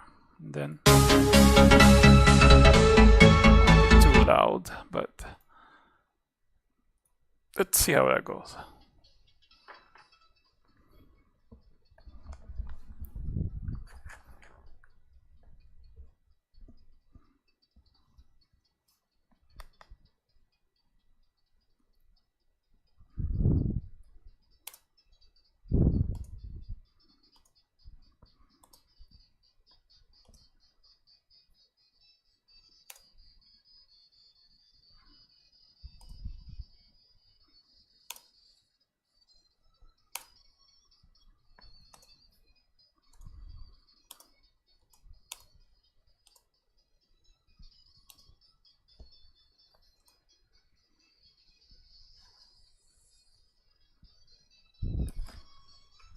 Huge difference the sound makes. Alright, so we'll probably need to put that a little bit closer. So I couldn't hit anything. We can get rid of this target now here. And we can just leave the generator here. Alright, so it's beginning to take shape. We'll now add, I guess, let's start adding stuff like this thing. The floor, maybe we can do something with this floor. I want a different mesh for it. So I'll do Blender. And we can do create. What do we create? Let's delete this first. And then create something.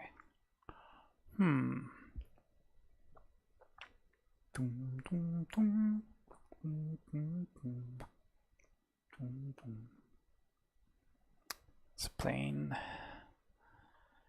Guess we could create a plane and then increase the.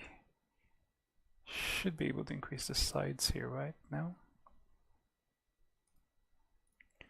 What would allow? Circle would, I think. Yeah. This is it. Long vertices. No? What can we use?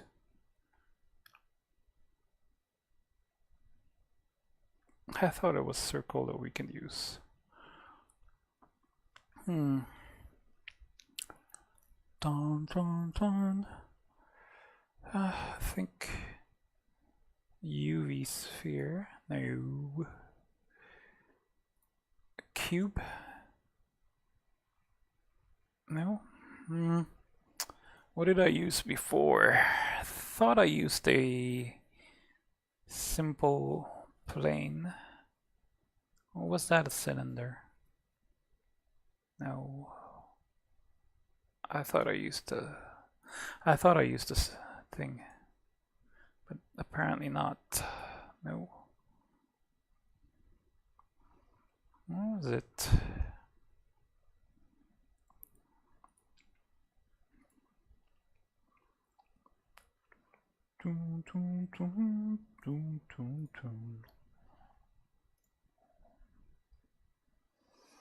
Trying to think what's the best. Nope.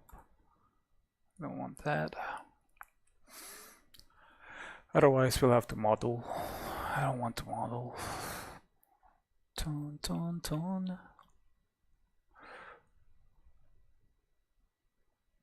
Is that a grid that I... No, it's not a grid. I thought I did a simple plane and then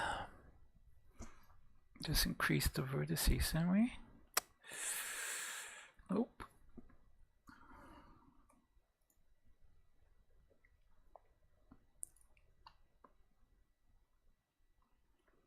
That's boring, as a cube is boring.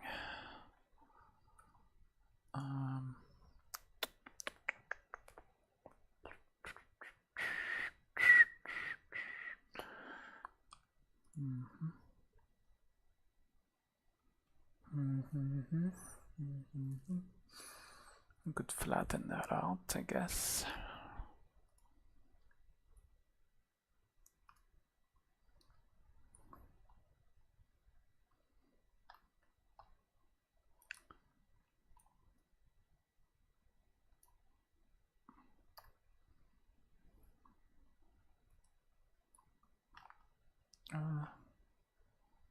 My mouse here is doing the wrong thing for Blender. Okay.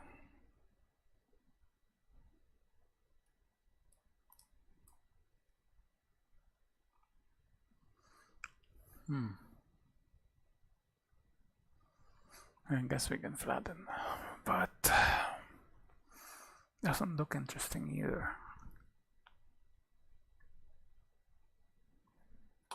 Okay. Do a zoom.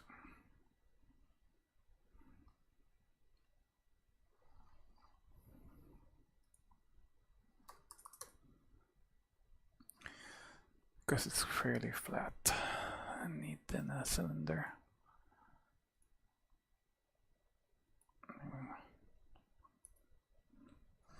Yep, so why is my middle mouse button doing this?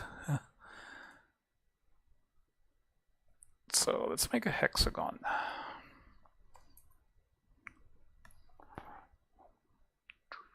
This is going to be the floor, which is just going to be the one. Dun, dun, dun, dun, dun, dun. We kind of want it to be... What do we want you to be? What's the scale? N.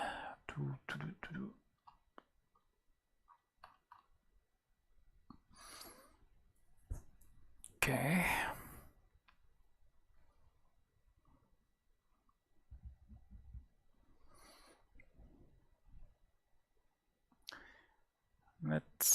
Let's just have a look. Maybe an octagon is cool.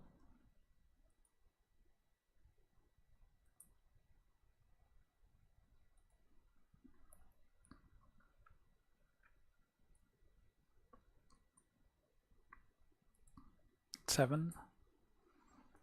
No. Not interesting enough, yeah.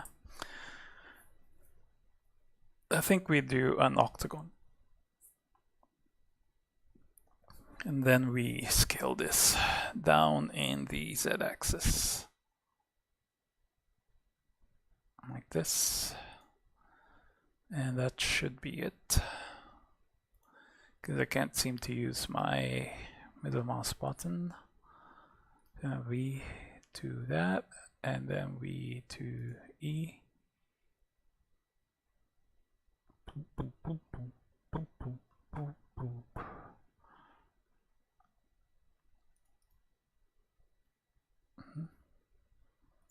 Y. There.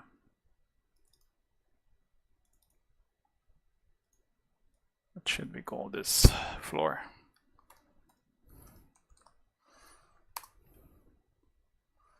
Oh, did I generate the UVs? I probably forgot. Dang.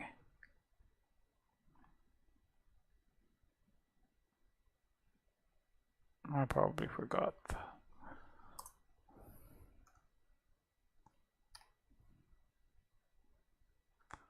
Right, let's do it quickly. What do we do? We did a cylinder. We generate the UVs, which we forgot to do. We've created an 8. We're gonna scale it on the Z and make it like a floor byte size. Yep. And then we're gonna export it to an FBX file, put it on the E drive, and stream projects, OpenJam, raw files, and we're gonna call it m_floor export.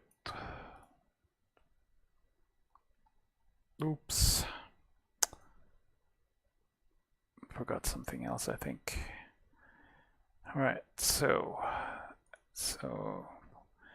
X forward, Z up for Unreal. And then Unreal, we go back to environment. We import the, we should call that SM floor or static mesh. Auto generate collision, that's fine. That, and that's it. We have it in Unreal. We'll use that as a mesh for this. We might need to scale it to maybe 10.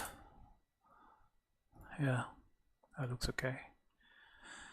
How does that look?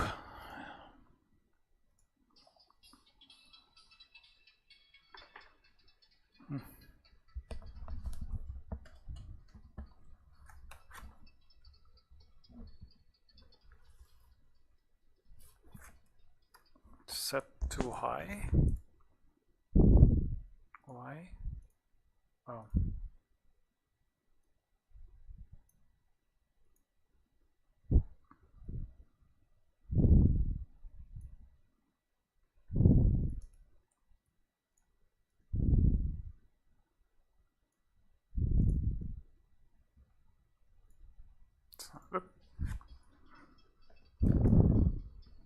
Yeah, that's good. I can see the edges, just to make it interesting. And that's doing that.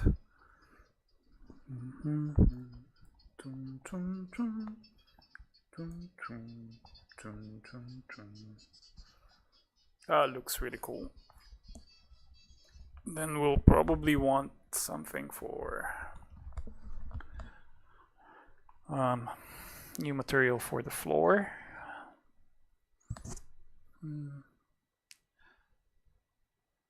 Make it interesting. Let's just create something. We'll need some good textures to create something interesting.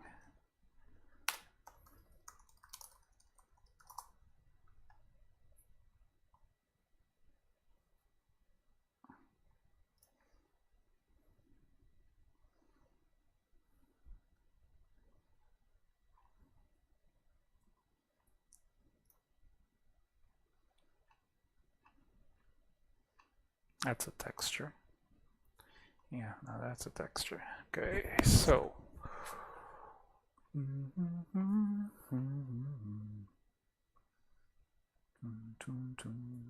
looking at some textures. That's cute. I used that for Berlin. Where is this? Safatisrat.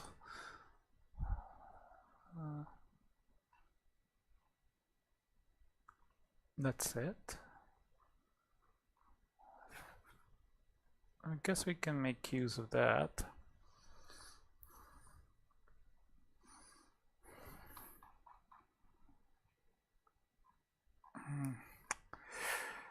Let's bite the bullet and use GIMP and see if we can get some textures there, like in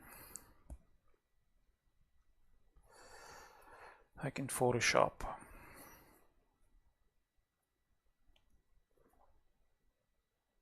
We just need some sort of techie texture that we can use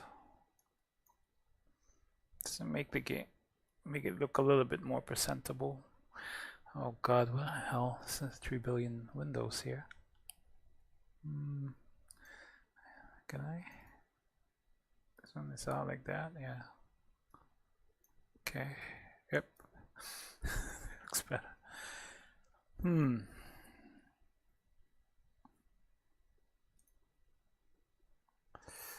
That's fine. Let's start with that and see how we go. Where are you? That's the brushes. Well, can we do a texture? If we do a filter,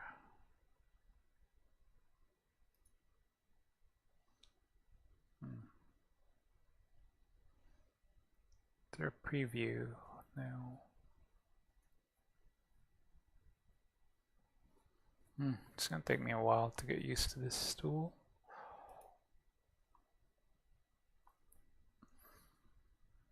It's the layers, I guess. No, color.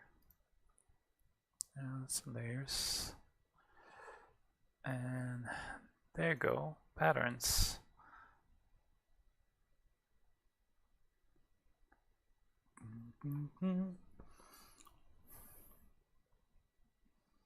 Which one can we use? What's that, rain? Can we use that pattern? No. Wrong one. I guess this one. Oh, that doesn't look seamless. Yeah, that might work for what we need. Texture is a bit too big though. Where is the crop? Crop. Yep, that's a crop tool. We'll probably need just this, something like this. Yep. And then we export into where? Stream projects, stream projects, OpenJam, raw. Texture, haze, I think it looks hazy.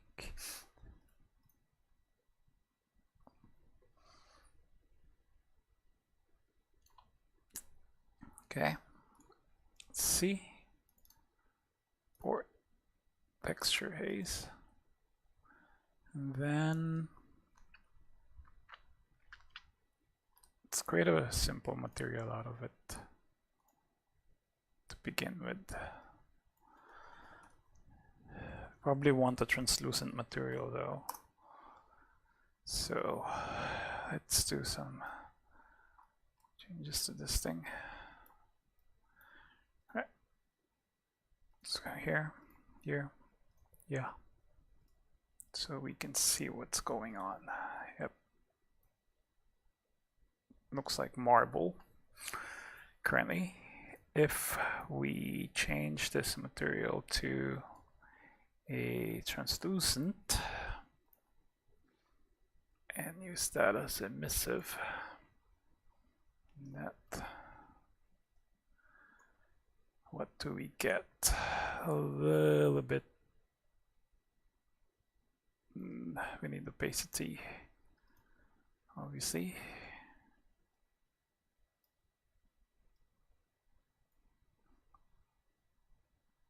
So I might need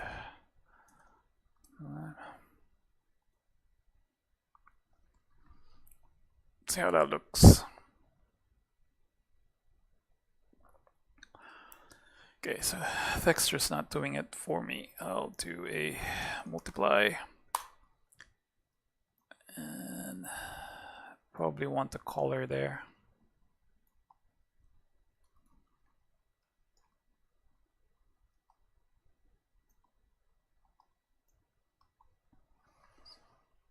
Okay. Let's see. That looks.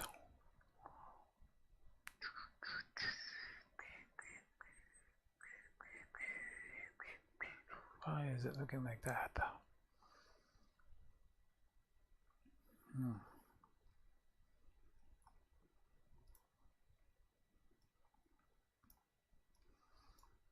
Not exactly what we want. Sorry.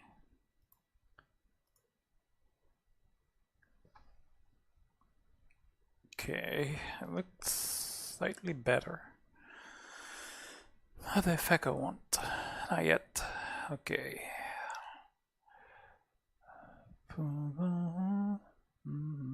What can we do?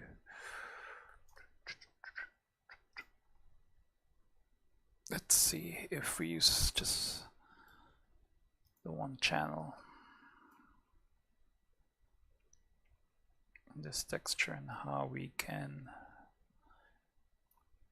increase the opacity to 1.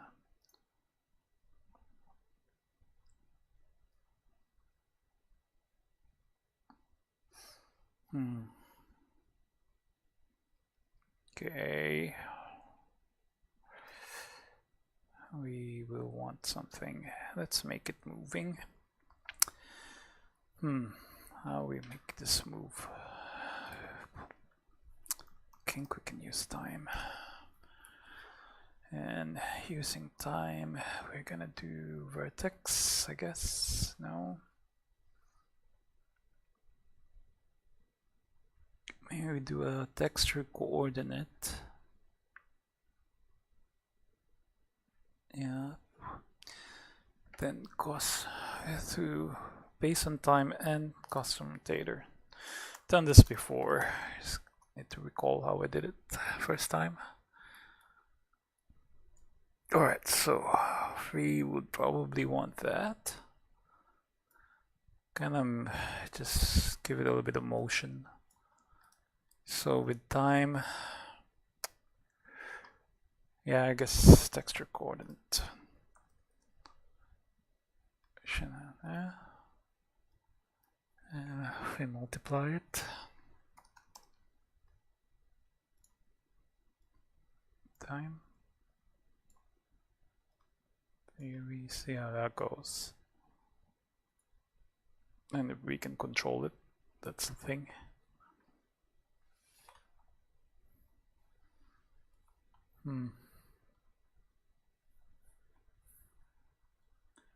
No.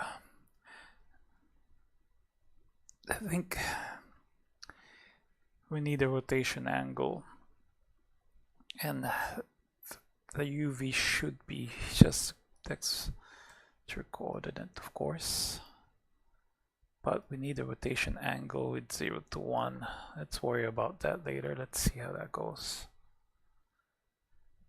Dun, dun, dun, dun. I wish I have an artist. Okay, that will make you dizzy. Let's slow that down. Let's do a division.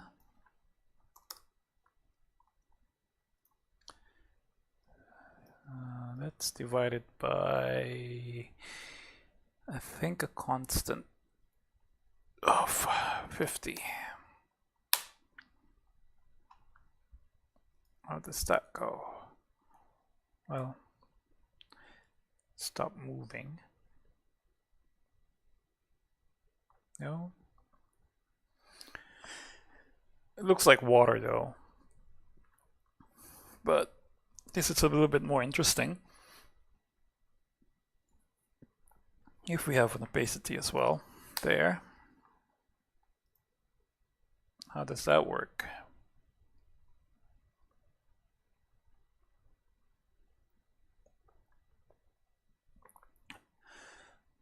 that could work. Let's see.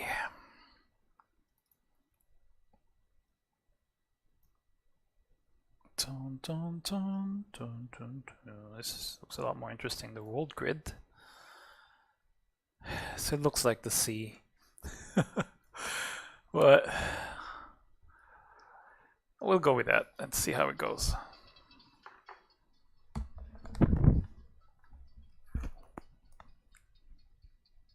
Ooh, it actually looks good. It actually looks like the sky from inside a headset.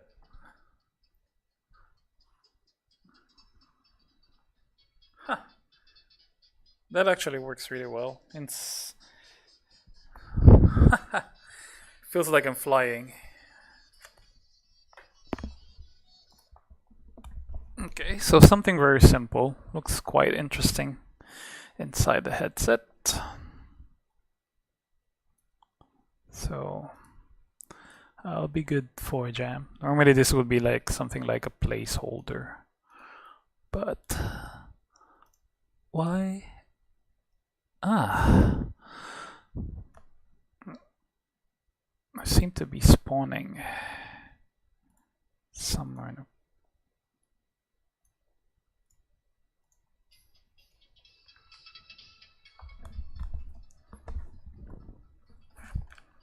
yeah, so this is better. So it feels like I'm flying.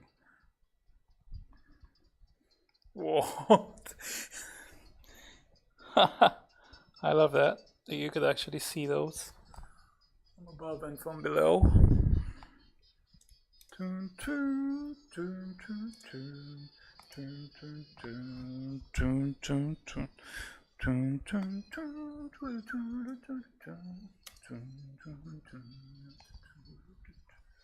Alright, if you can't hear the music, that's the melody I'm chiming into. I'm not trying to sing karaoke here. Okay. That's the basic thing we want. Ah, no way, that is flying off like that.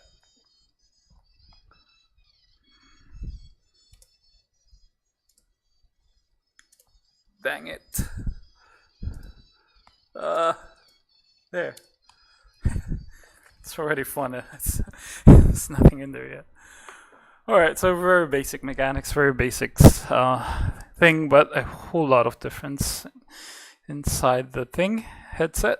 I think it's a good point to just commit the stuff in GitHub.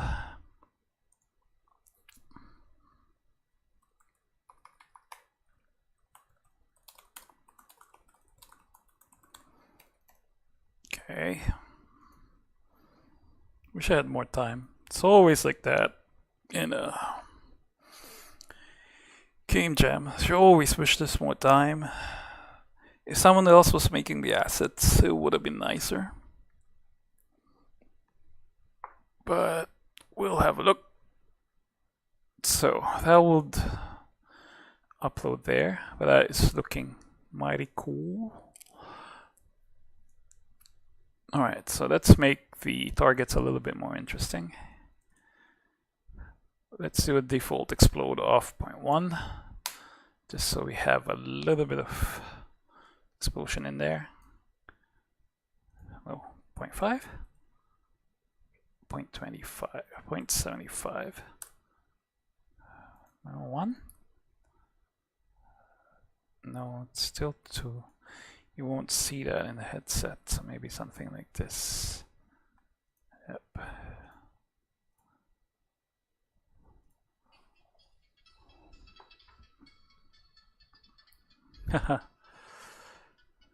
Very simple, but effective.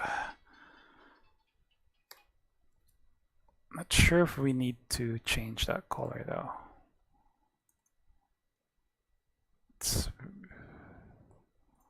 change that color. Something a little bit different.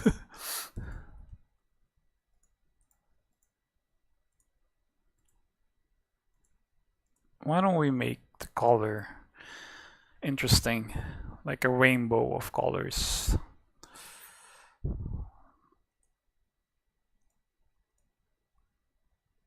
Oh, why not? We could do that. Let's try that first.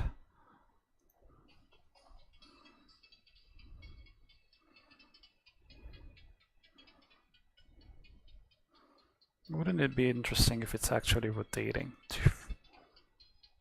Or pulsing?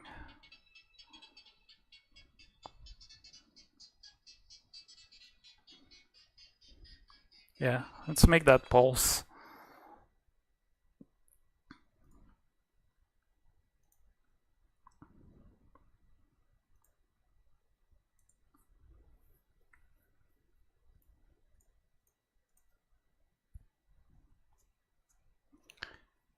We will need to do that in C++. So 5 to 10.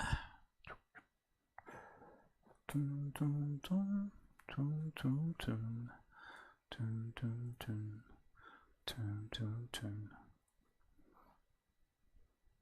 Let's see. So we have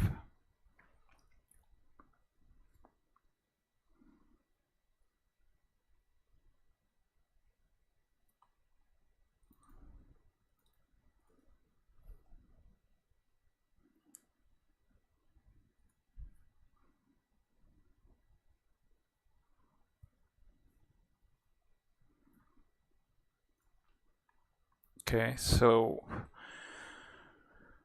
we would want a explode rate here. We would actually want that to be, now we can make that private, I guess.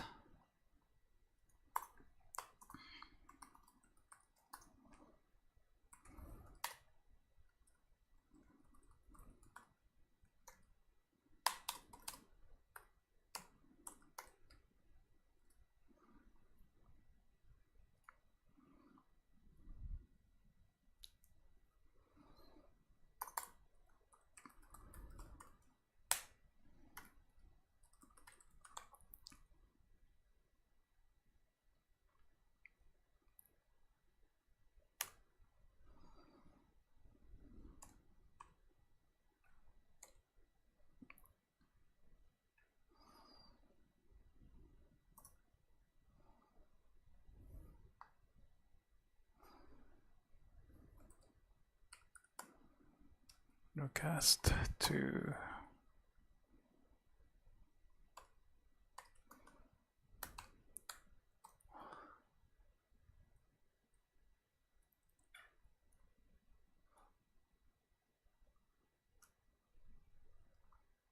oops, what the hell?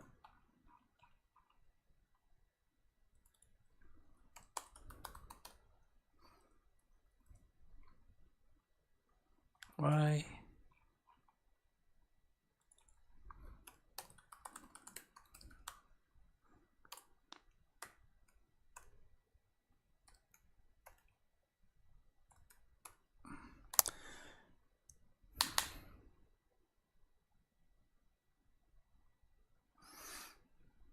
I kind of don't want to do that from there. So we should do that when we set the outer shell component and the material.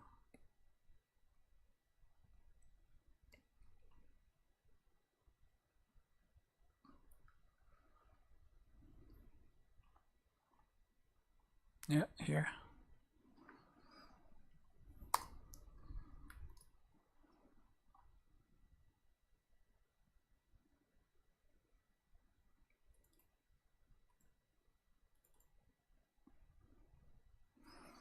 Actually, we just need this because we're applying it there, right?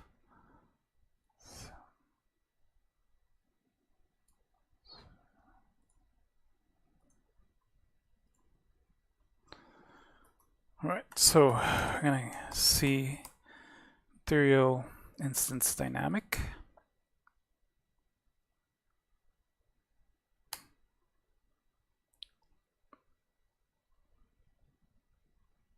I think it's actually a material instance. Oh.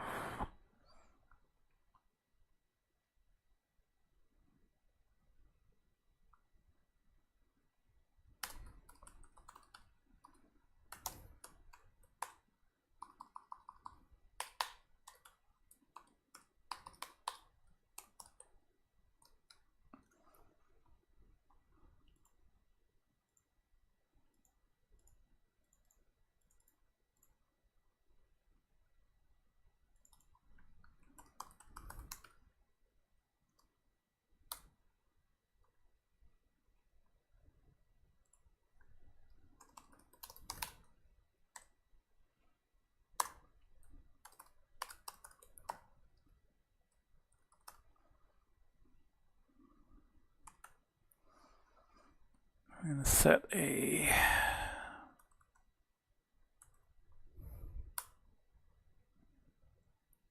scalar parameter value, f name.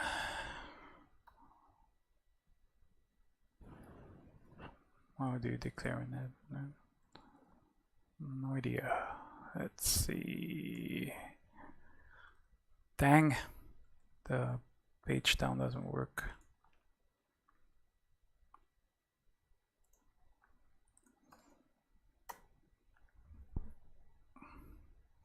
Can we just do this? Explode. What do we call it? Dun, dun, dun.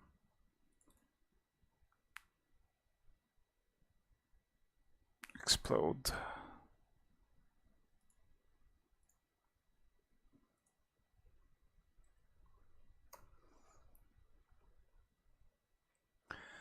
And the value is, let's do that just to test.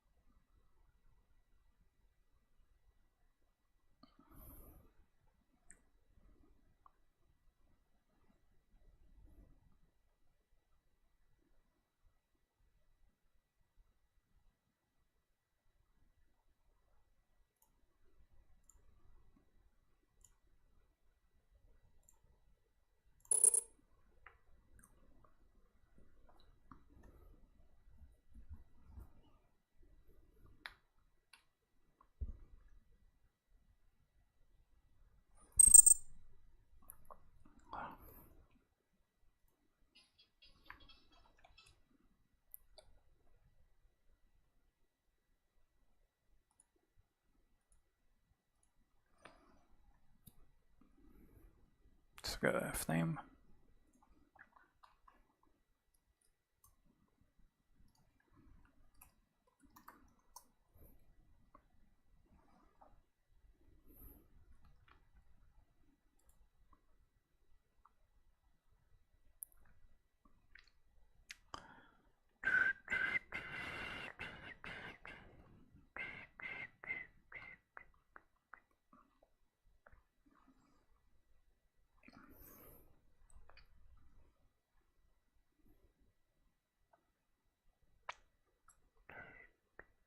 Why are we doing this? We would actually need to do quite a bit. And we don't want this thing hard-coded anyways.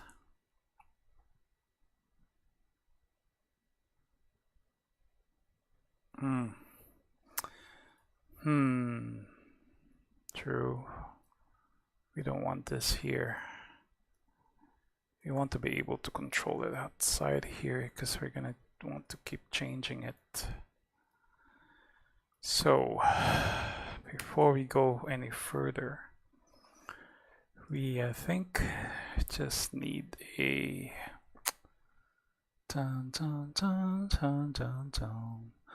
a public function.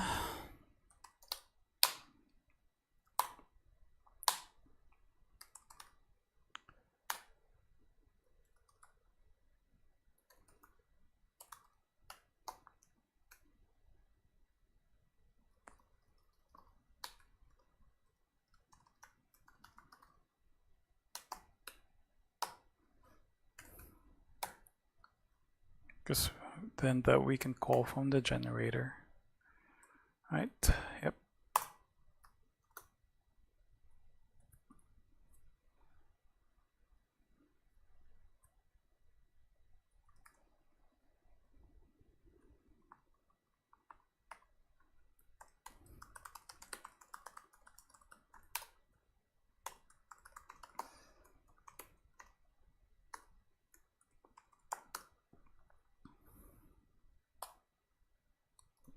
Getting a bit tired. All right, so we'll do that.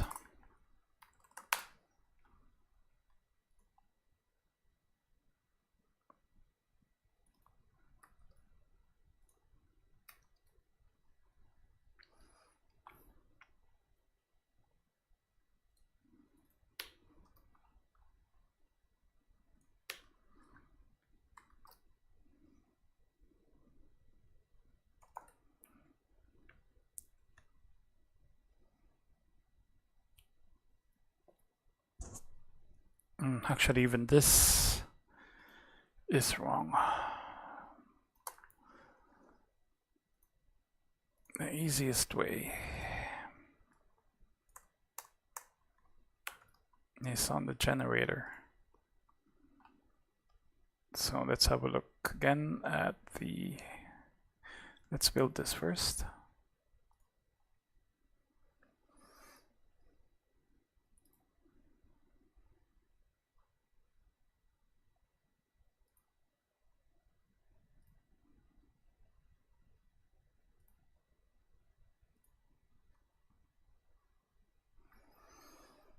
Clean and rebuild, and we should be able to do, I think, randomized material instances when we generate the targets.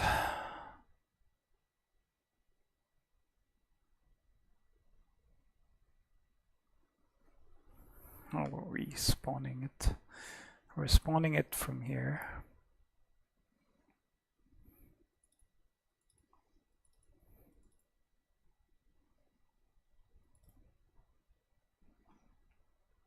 And we have the blueprint in here. So before we generate it, we should the problem is if we want to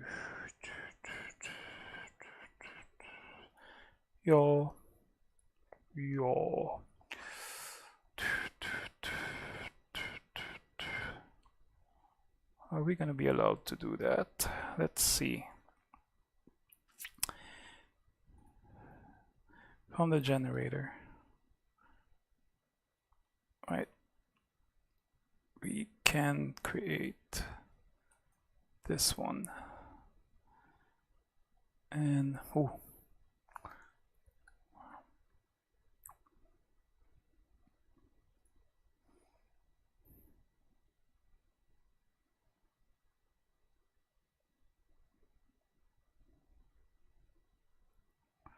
no, we want to be able to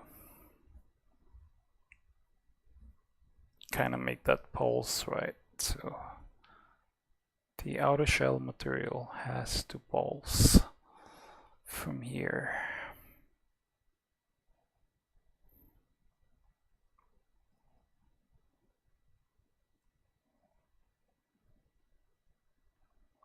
So on the target,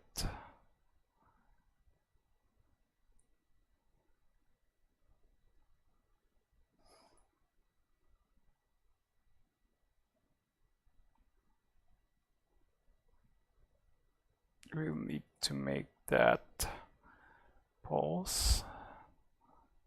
We set it, and then we need to create a function in the target, and I'm not sure what the effort now. Just to make it look interesting. I'm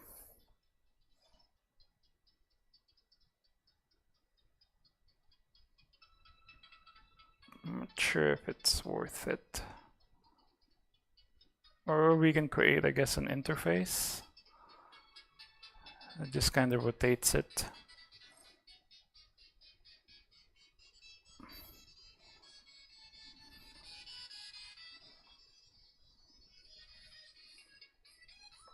And what happened to our material on the floor?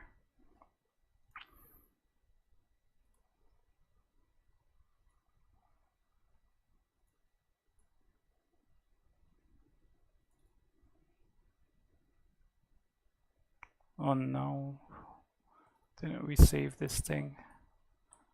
We lost the texture.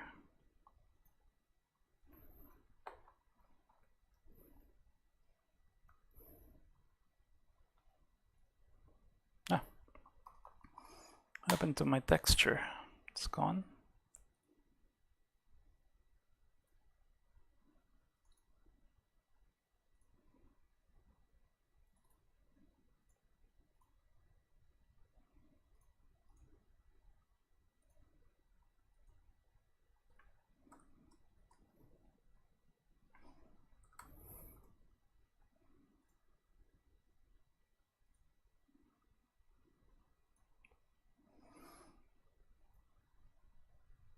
Maybe we could do it through a timeline. Well, let's see.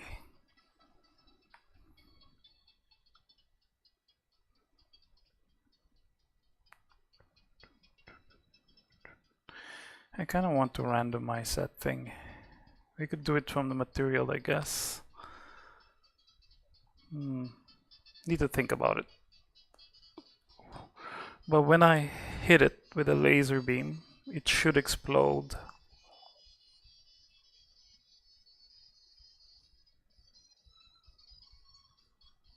Let's do that first. I want to explode it, make it explode. So at the moment it's just destroying it. Where are we doing that from? I think we're doing it from here.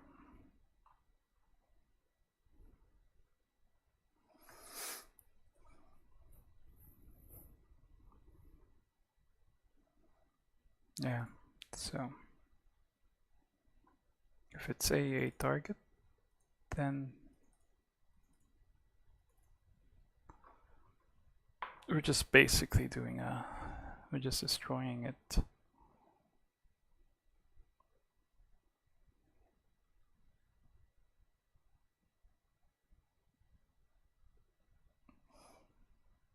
Okay, so we need to create a function that will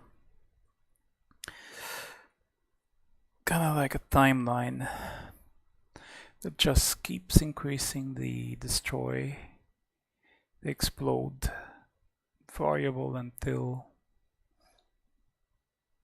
and then destroy it. All right, so that would be interesting.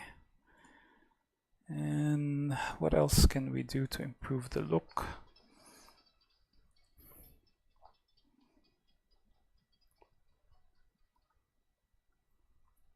Might do an improvement on the laser beam.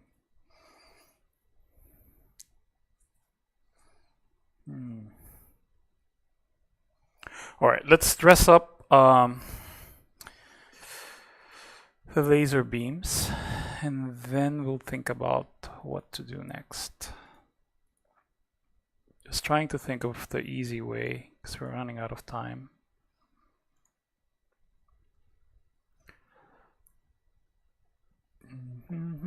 And it will be interesting to do some particle effects as well. So, okay, something to think about. We have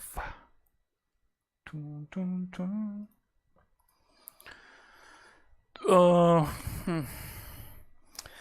need another texture again to create the thing that I want with a laser beam.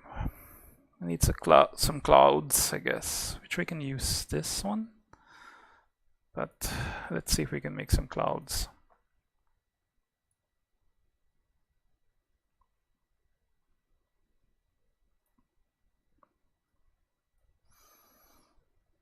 What pattern? You should have some cloud patterns here.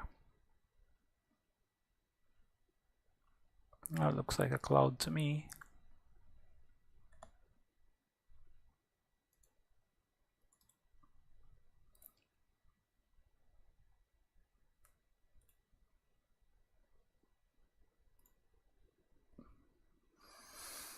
I think that would be too much.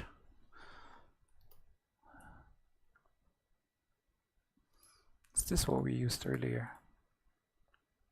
Nope.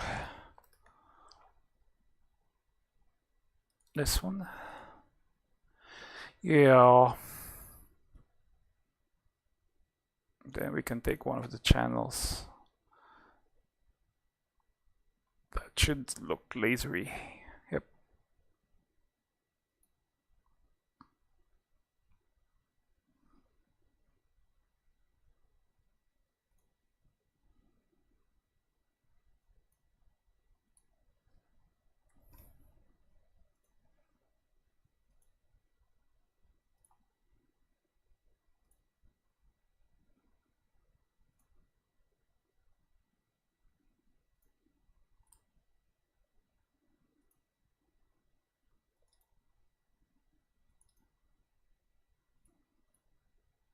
Okay, so Ooh, that's looking like the same thing.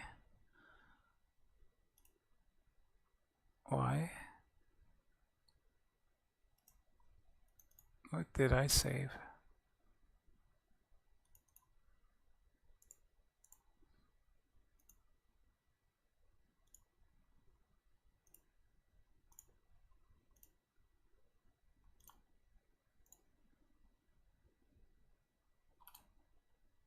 Do a re-import. Okay. Then we go to,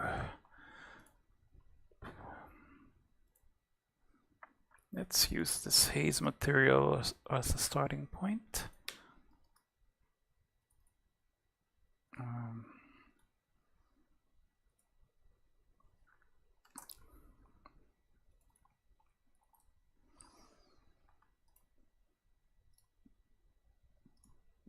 Let's just change the texture.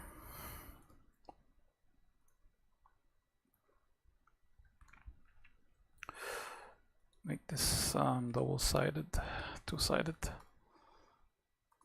sided. Yeah.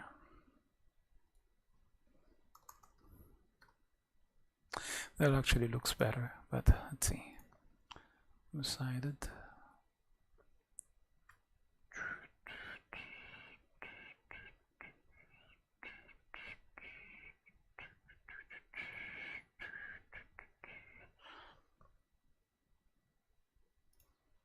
And that's what we're going to use for the laser beam.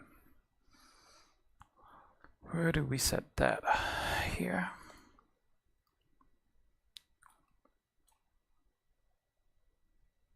We really don't need this anymore. Right. Let's make sure we don't really need it. Yeah. So we have the laser beam somewhere in the pawn. We're gonna make it what? Laser matte to haze 2.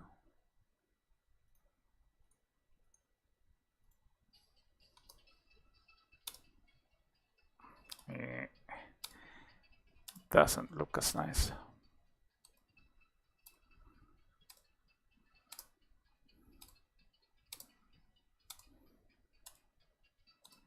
That doesn't look really nice. It's too dark. We need it brighter.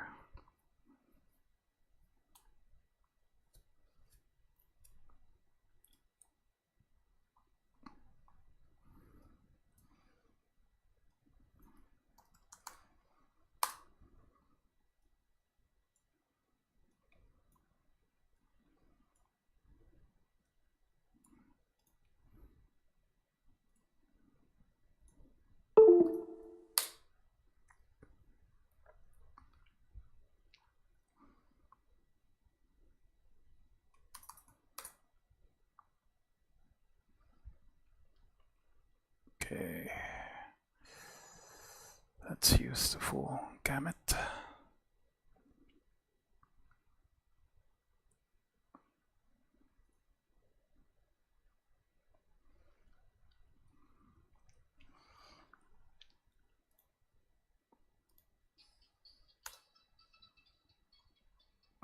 You might want to scale the laser so we can appreciate that a bit. How does it look actually on the headset? Let's see.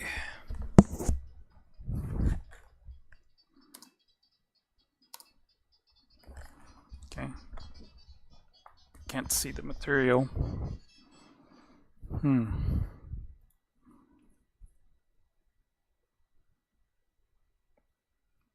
It looks good, but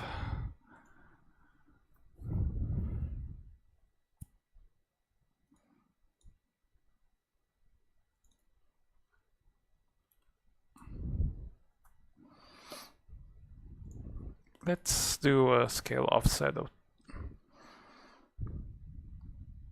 I wonder if we increase that by 2 too. But Den här by there.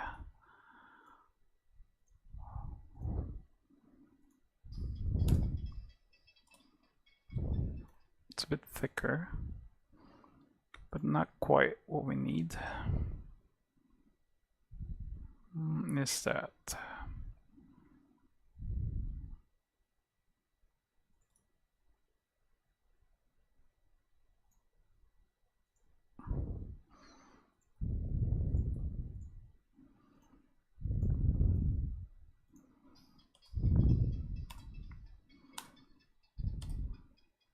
That looks better.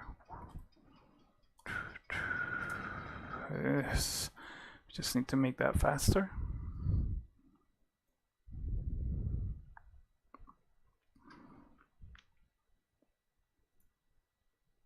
Twice. And shrink twice as fast as well.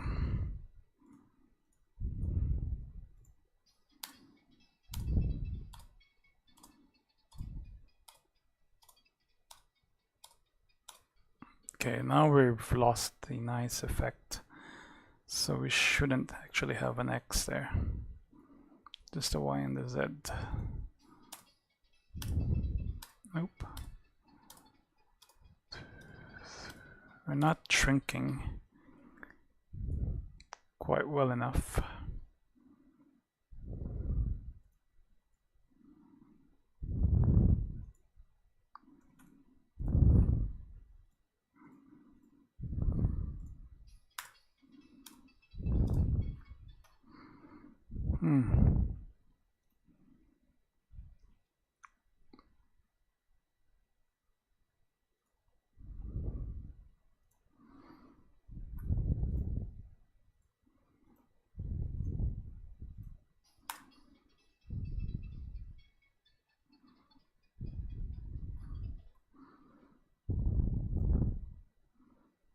So the shrinking is,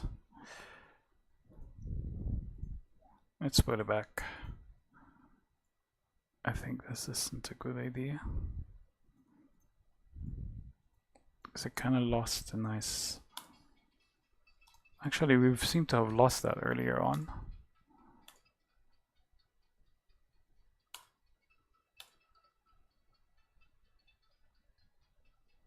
Let me see that from the headset.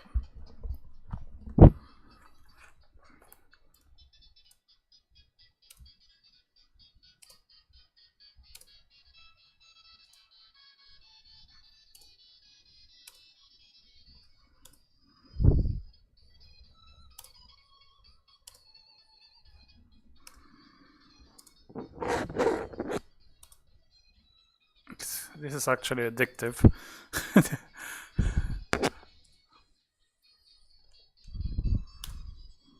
Okay, I'm getting addicted to it. 1 sec. It's deceptively simply addictive. Wait 1 second. What was I doing? Yeah, the scale seems to have stopped working. The shrink. When did that happen? That I didn't notice. We haven't touched the laser beams yet. If scaling, if shrinking, then we shrink.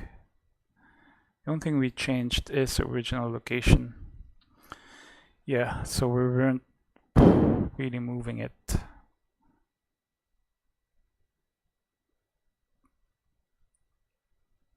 This actually didn't do, actually made it worse. Oh.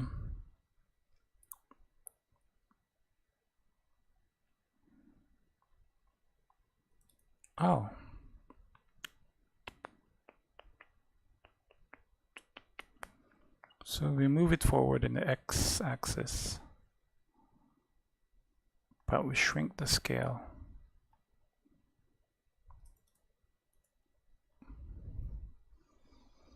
Yeah, that looks great. Let's put it back. Let's see. Get component scale plus laser shrink factor. There. Need to clean that up. 1 second.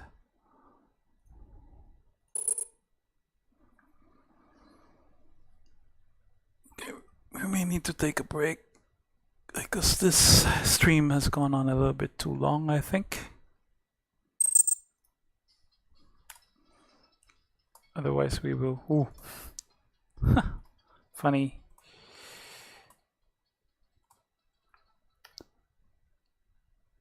I think we're only allowed 4 hours straight. When did we start? 4? Nah, I think we're okay. 2, I think. Yeah, I think we started 2 o'clock. All right, so we'll have a look. Get component scale. Oh, obviously nighttime. Get component location plus the laser shrink factor. Should be fine.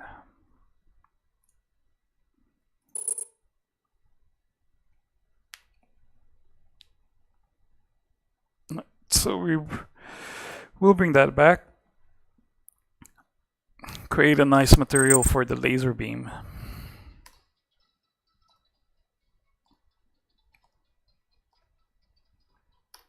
Which, that's really odd. It was working. Plus laser shrink. We move the world location of the component location plus the component that stopped moving.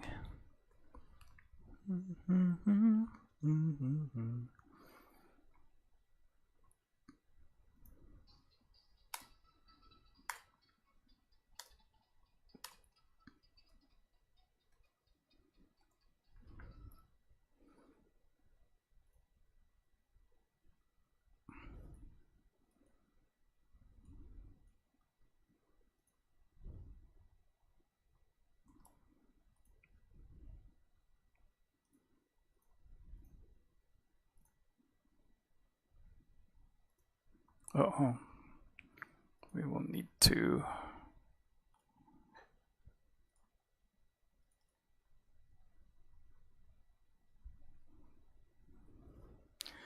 actually we should have oops. Let's just put it back. Then we have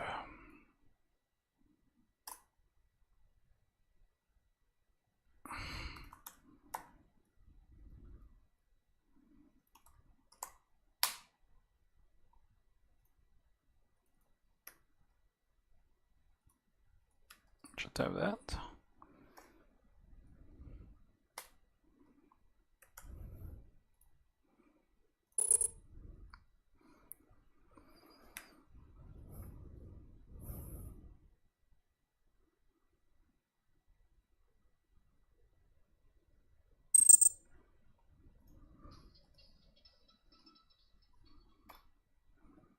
Not quite what we intended.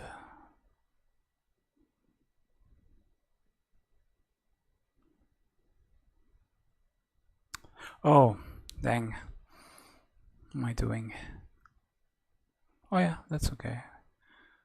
We should move the component itself, which should move all the laser beams with it. But it doesn't seem to be doing that.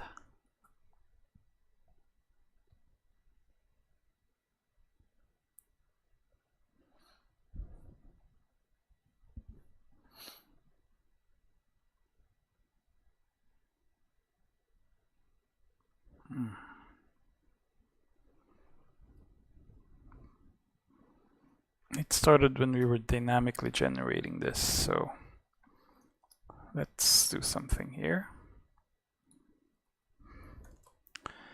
And we scale the mesh. We move it forward and scale it. Laser.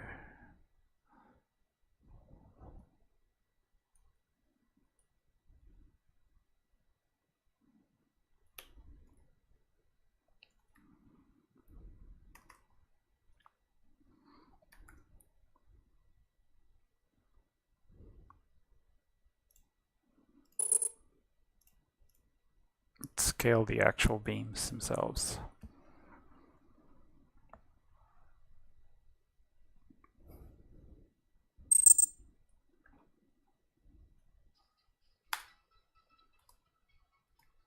No, didn't make a difference. Is it a math issue?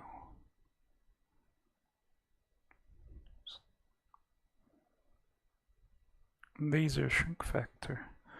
Are we not setting the laser shrink factor? That could be it.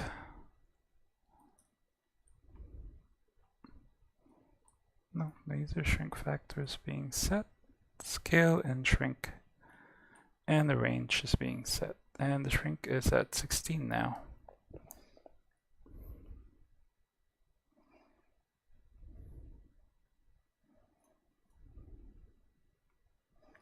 So,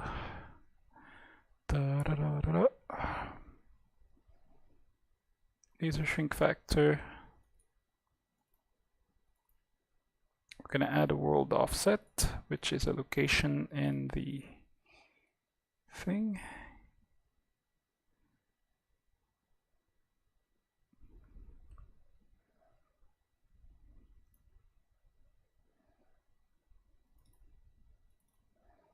That should work. All right, we have to come back to this. We need to stop the thing because I'm reaching the limit, the max limit. So I'll stop this stream and then start it again after a while. I'll take a bit of a break. Let's see what we still have to do. Well, I kind of want to fix that issue first, but it's getting there. I'm not liking the...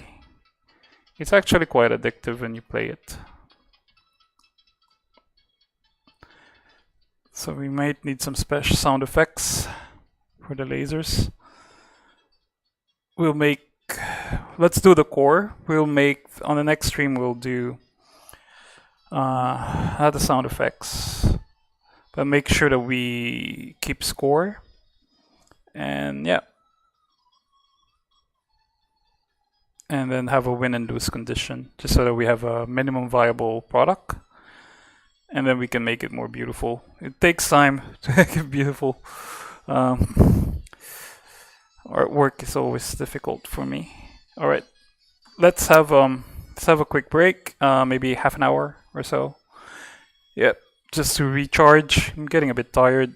Actually, I want a glass of wine, but I think I still need to do some C++ code, so I might hold off a bit. So with artwork, it should be fine for wine, but let's see. Half an hour. I'll see you folks. Ciao.